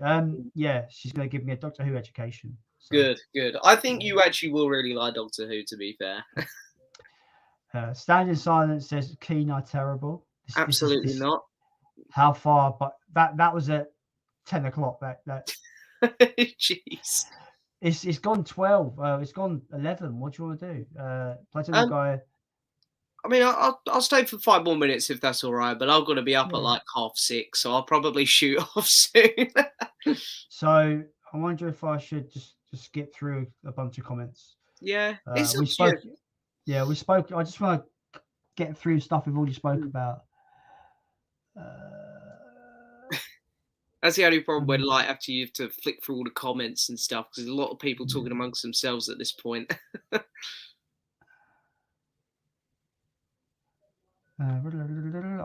Someone whinging about us talking about music, whatever. Whinge away. I couldn't give a shit. We talk about what I like. It's my channel, you slag. Yeah. We like what we like. Mike Mobility says, have either of you seen Rage Carry 2? Gets a lot of hate, but I enjoyed it. Not a patch on the original. I haven't seen it, but I'm not really much of a fan of the original, if I'm honest. I mean, it's good, but I don't really think it's like incredible or anything. I don't even know if I'm aware of these movies. You've seen Carrie, right, Stephen King? No, I haven't. No. Girl with the psychic powers. Yeah, I know. I think. Yeah, I know. I don't really know anything about it, to be honest. It's one of those films that's just gone over the radar. I recommend it. I'm not a big fan of it. I know it's got a big fan base for it. Obviously, Stephen King, so you know it's going to be good in some respects. Yeah.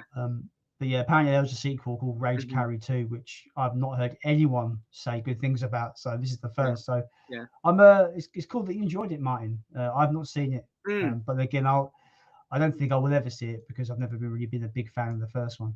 Yeah. Oh yeah, I forgot AA Films put it out. Standing Silence says I'm going to order Carry 2 AA Films from Amazon. That's cool. I don't know if I've actually got any 88 films in my collection. Yeah. S. Harrington asks, hello, do either of you have a PS5? I do not. I'm a bit over it at this point. I'm not in a rush. I'm a bit like, I get one when I get one. I'm not really that bothered. I mean, I was lucky enough to get one when they all come up for pre-order, so I do have one, but I don't think there is a mad rush. Because there aren't many games coming out in a minute. They're all coming. All the games that I'm really excited about are coming out in the back half of later 22 and in 23. Other than Jurassic World, but all the other games I'm really excited about are coming out like a year from now, nearly. So that's fair.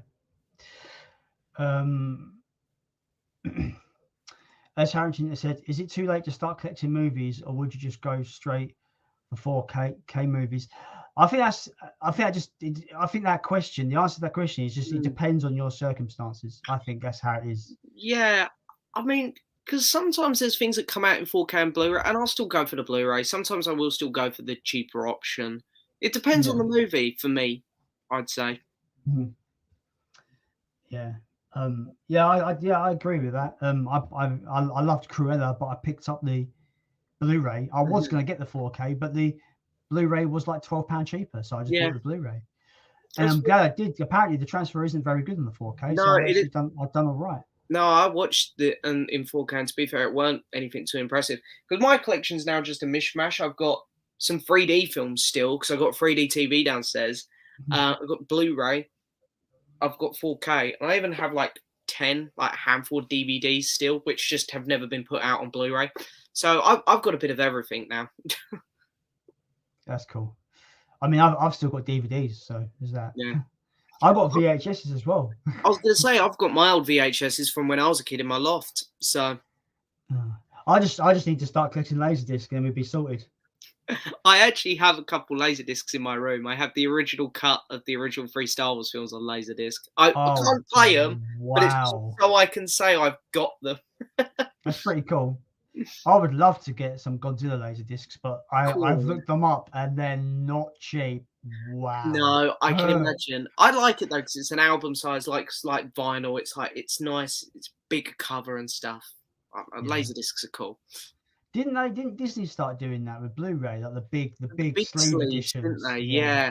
Because I bought the Marvel and Star Wars ones, and then they just dropped in price, and I was like, "What's the point in having these?" Yeah. S. Harrington said he's a new subscriber, so I really appreciate that, man. Thank you very much. Future Boy, hello, welcome to the stream. Jason and James, how's your? I guess he's saying how's your night, boys?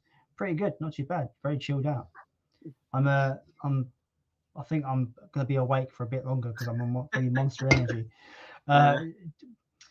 James, I know he says, James, I know you're working your way through 80s slashers. Check out The Guest. It's a new slasher that pays homage to 80s ones. I'm sure Jason will see it. The Guest is really good. I highly recommend The Guest. Is that new set that people have been posting?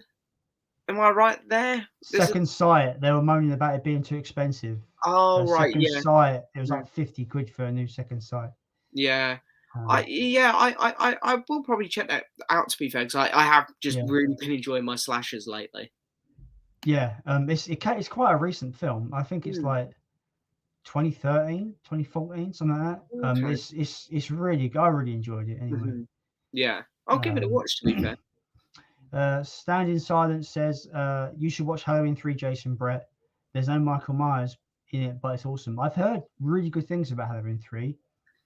And I'm gonna take it as its own standalone film because that's what it is. So. Yeah, I think that's the best way. It's a mixed bag, that movie. I think for people, I think. Yeah.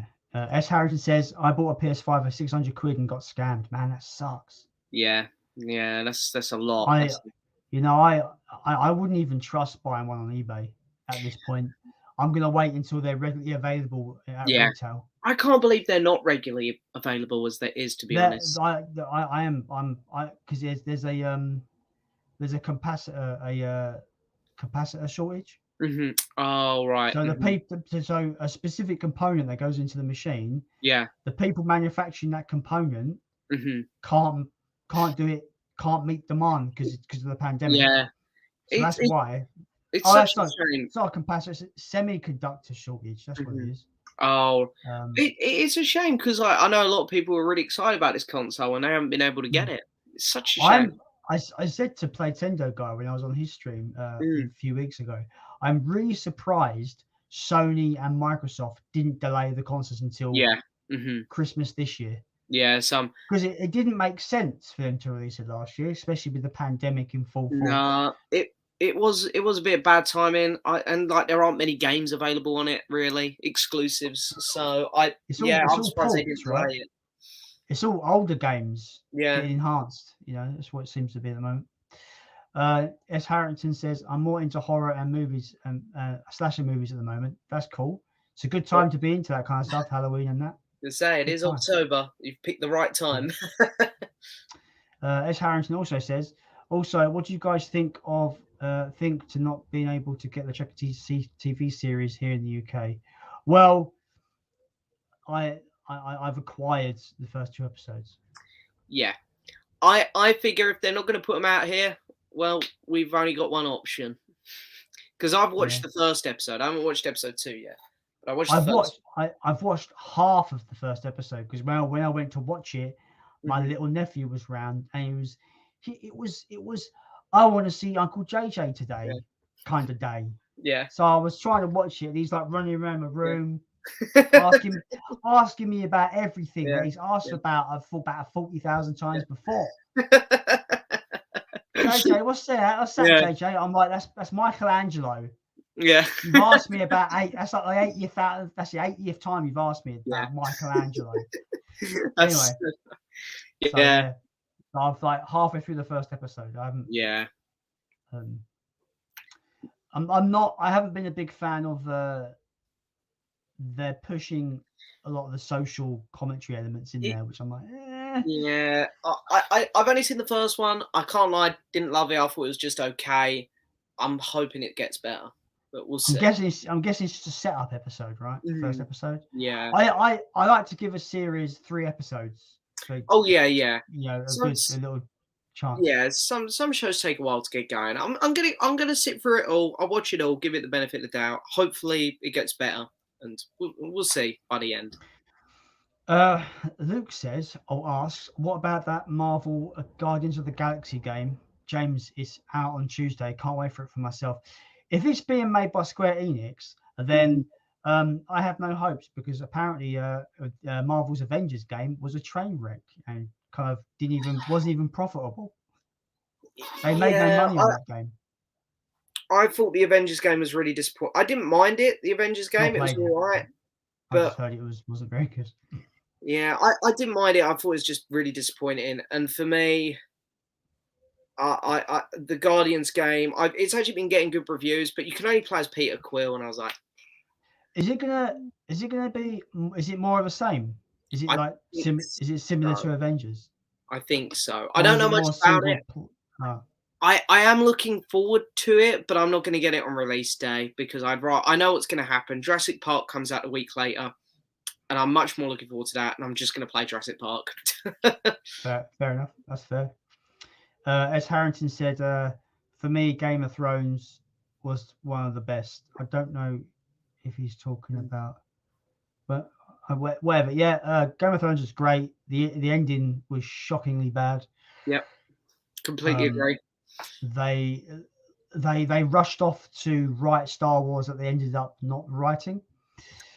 I don't know why HBO just didn't get new writers, but they begged D&D, the two writers. They were called D&D, like the 2D.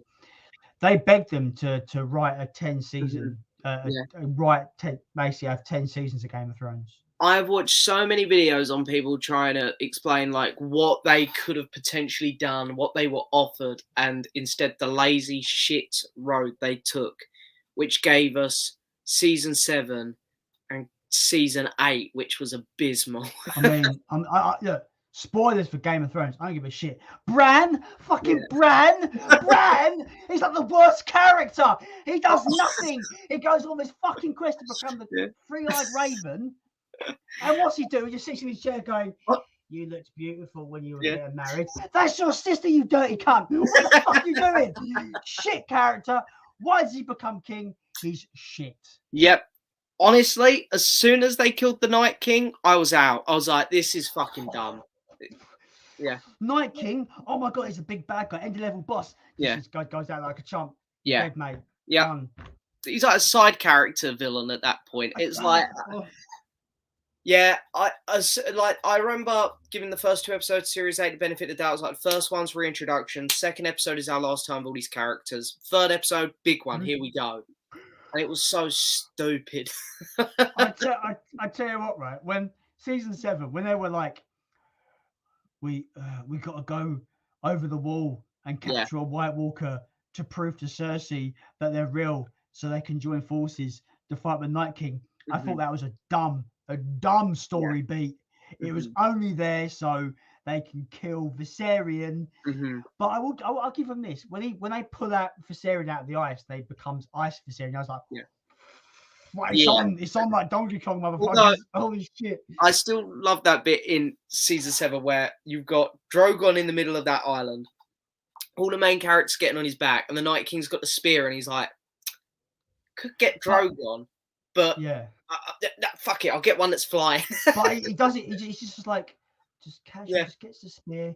Yeah, it's taking his time. I've got all night. It's fine. Yeah, it was. I just remember the memes of like one of the other White Walkers, him getting the spear to hit Drogon. He's like, "Watch this! I'm gonna kill that big dragon and strand all the main characters." And then one of the other White Walkers in the back going, "I bet you can't hit one that's flying."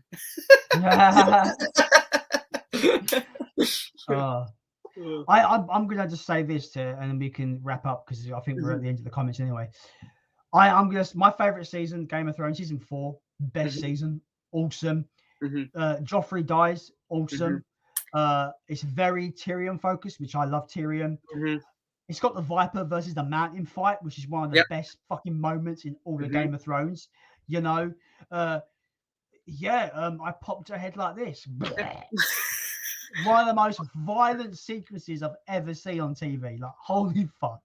I completely agree. Season 4 is my favorite. And my favorite episodes in that season. The episode which is entirely at the wall. It's just that huge wall fight with the wildlings. Love that one. And it's the first season I watched live as well. I think if we're going to go from a straight 10 out of 10 run would be seasons 4, 5, and 6 back to back were just perfect television. Oh, see, for me, I go 1, 2, 3, 4. Oh, okay, fair enough. That's my favorite. Although I love season 6 as well. Go 1, 2, 3, 4, 6. They're like incredible seasons to me. There's one of my favorite episodes. I think it's called Hard Home. I forget what season it's in. It's Oh, when that's the 5, it's isn't it? when the it's when The the White Walkers hit the village. Yeah. Yeah, that. Yeah. But there's a bit before that where one of the Night King's lieutenants is like killing people, and then like he comes across Jon Snow, and there's a bit where he's about to kill Jon Snow, but then their swords clash. Yeah. And it's not the clash is epic, but it's the look on the lieutenant's face where he's like, "What the fuck?" And he's like, "Yeah." Just kills him. I was like, "Oh, it's so fucking that was good." Game of Thrones had some fucking epic moments to it. When the show was good, it was fucking good. Do you know what I mean? Yeah. And I don't mean that there was a lot of fucking, because there was, but I don't mean that. I'm super excited for House of Dragon because D&D aren't there. Interesting. I feel sorry for the book readers, because the last book they read was when Jon Snow dies, gets betrayed by the Night's Watch, and that's the last bit. That's the last scene they read. I feel so bad for them. Yeah, I don't know. I don't think the book readers are ever going to get their ending, but we'll see. We'll see. I actually saying that I don't even know what's worse: having an incomplete story with your main character pretty much dead, or having a bad, awful ending to one of the best TV shows ever. I don't know what's worse. No, that's a very good debate right there, because I don't know what's worse either. See, I got into Game of Thrones. I'm just gonna say this and we can wrap it up, because I know you've got to go. But I'm on this Game of Thrones kick. I want to rewatch it now. We're talking about it, but I don't own it. I don't own it, unfortunately, because that's because I want to get the complete set, but it's well expensive. Yeah, I've just bought the 4K set on Black Friday. I got it for like 120 quid. I want it. It looks so nice in the black case. Is like, wait for the Boxing Day sales or Black Friday, because they put it so cheap on those days. Because I think it's £140 at the minute. It is down at the minute, but on Black Friday or Boxing Day sales, they drop it even more. I've got £200 CX. I know what I'm buying. I don't know. What was I going to say? I forgot what I was going to say. James, try. You knew what I was going to say. You didn't, but try to remind me what I was going to say. I mentioned House of Dragons, something along that line.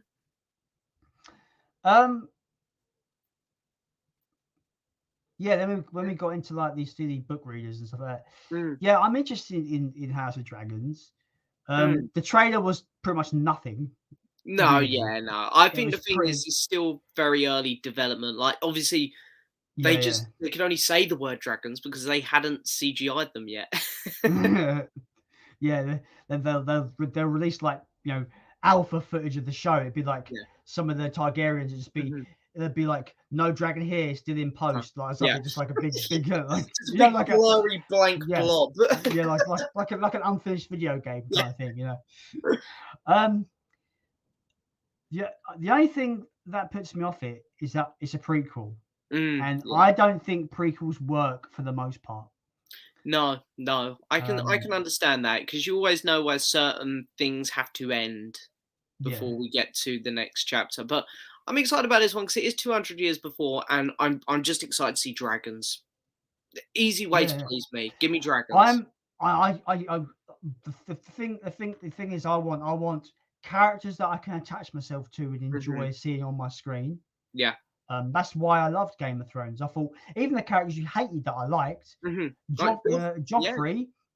Yeah. The fact that actor was able to make people generally hate him week in and week out, that is brilliant. When I met the actor who played Joffrey, he was so nice, and I was like, this just doesn't feel right, because he's going like, what do you do for a living in? I'm like, this doesn't feel right. You're supposed to treat me like an arsehole.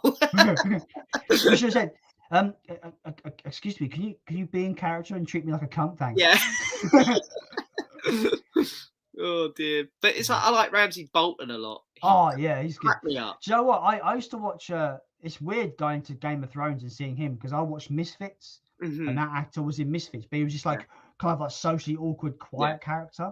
And then to see him go to play Game of Thrones, he's this horrible, absolute bastard. You're like, fucking hell. Anyway, we're gonna wrap it up there. But House. I'm gonna watch it. House. I'm excited. House of the Dragon. House of Dragon. I think House of Dragon. I think. Yeah. But I'm excited for it. Should be good. We hope. Hopefully they pump loads of money in it, and hopefully it has the same production values. Hopefully it's really thought out and good. It can't be worse than the last couple seasons of Game of Thrones. I'll say that much, especially the last one. But yeah, I just hope it tells a story that I want to watch. Yeah, week in, week out. You know. I think it will. I think it'll be decent. I do. I have faith. Just quick 3 comments here. S. Harrington says the ending was bad. Must admit, yeah. I think we're all in agreement there. Absolutely. And he also says, thanks, guys. You're very welcome. And Sophie says, still at my brother's, just want my bed. Yeah. She's got to get up so early tomorrow. I feel so bad. Yeah. Well, I can relate to the early mornings. Like every day this week, I've been up at 5:30, and leaving my bed has been an absolute nightmare. Yeah. Anyway, we're going to bring the stream to an end. Thank you, everyone, for jumping on and asking questions and being in the chat. It's been great. James, it's been a pleasure, my friend. Honest, it's been a blast tonight. Time has flown. Yeah, it's been good. It's been good stuff. As always, if you're not subscribed to Movie Bug, be sure to go over to his channel and click that subscribe button. He does awesome content, awesome reviews. And now I need to go and watch I got to go and watch you shit on Venom 2. Well, there are spoilers in the Venom one, so I'd maybe wait till you see the movie. But I don't know if I want you now, though. I wouldn't bother myself, but there you go. That's my opinion. But I've got an unlimited Cineworld card, so I feel like I've got to. Might as well. Get my money's worth. Yeah, might as well go give it a quick watch. Run out halfway through, but. Anyway, guys, thank you for watching. James, thank you for coming on. Really appreciate it, my dude. Oh no, thank you for having me. And we are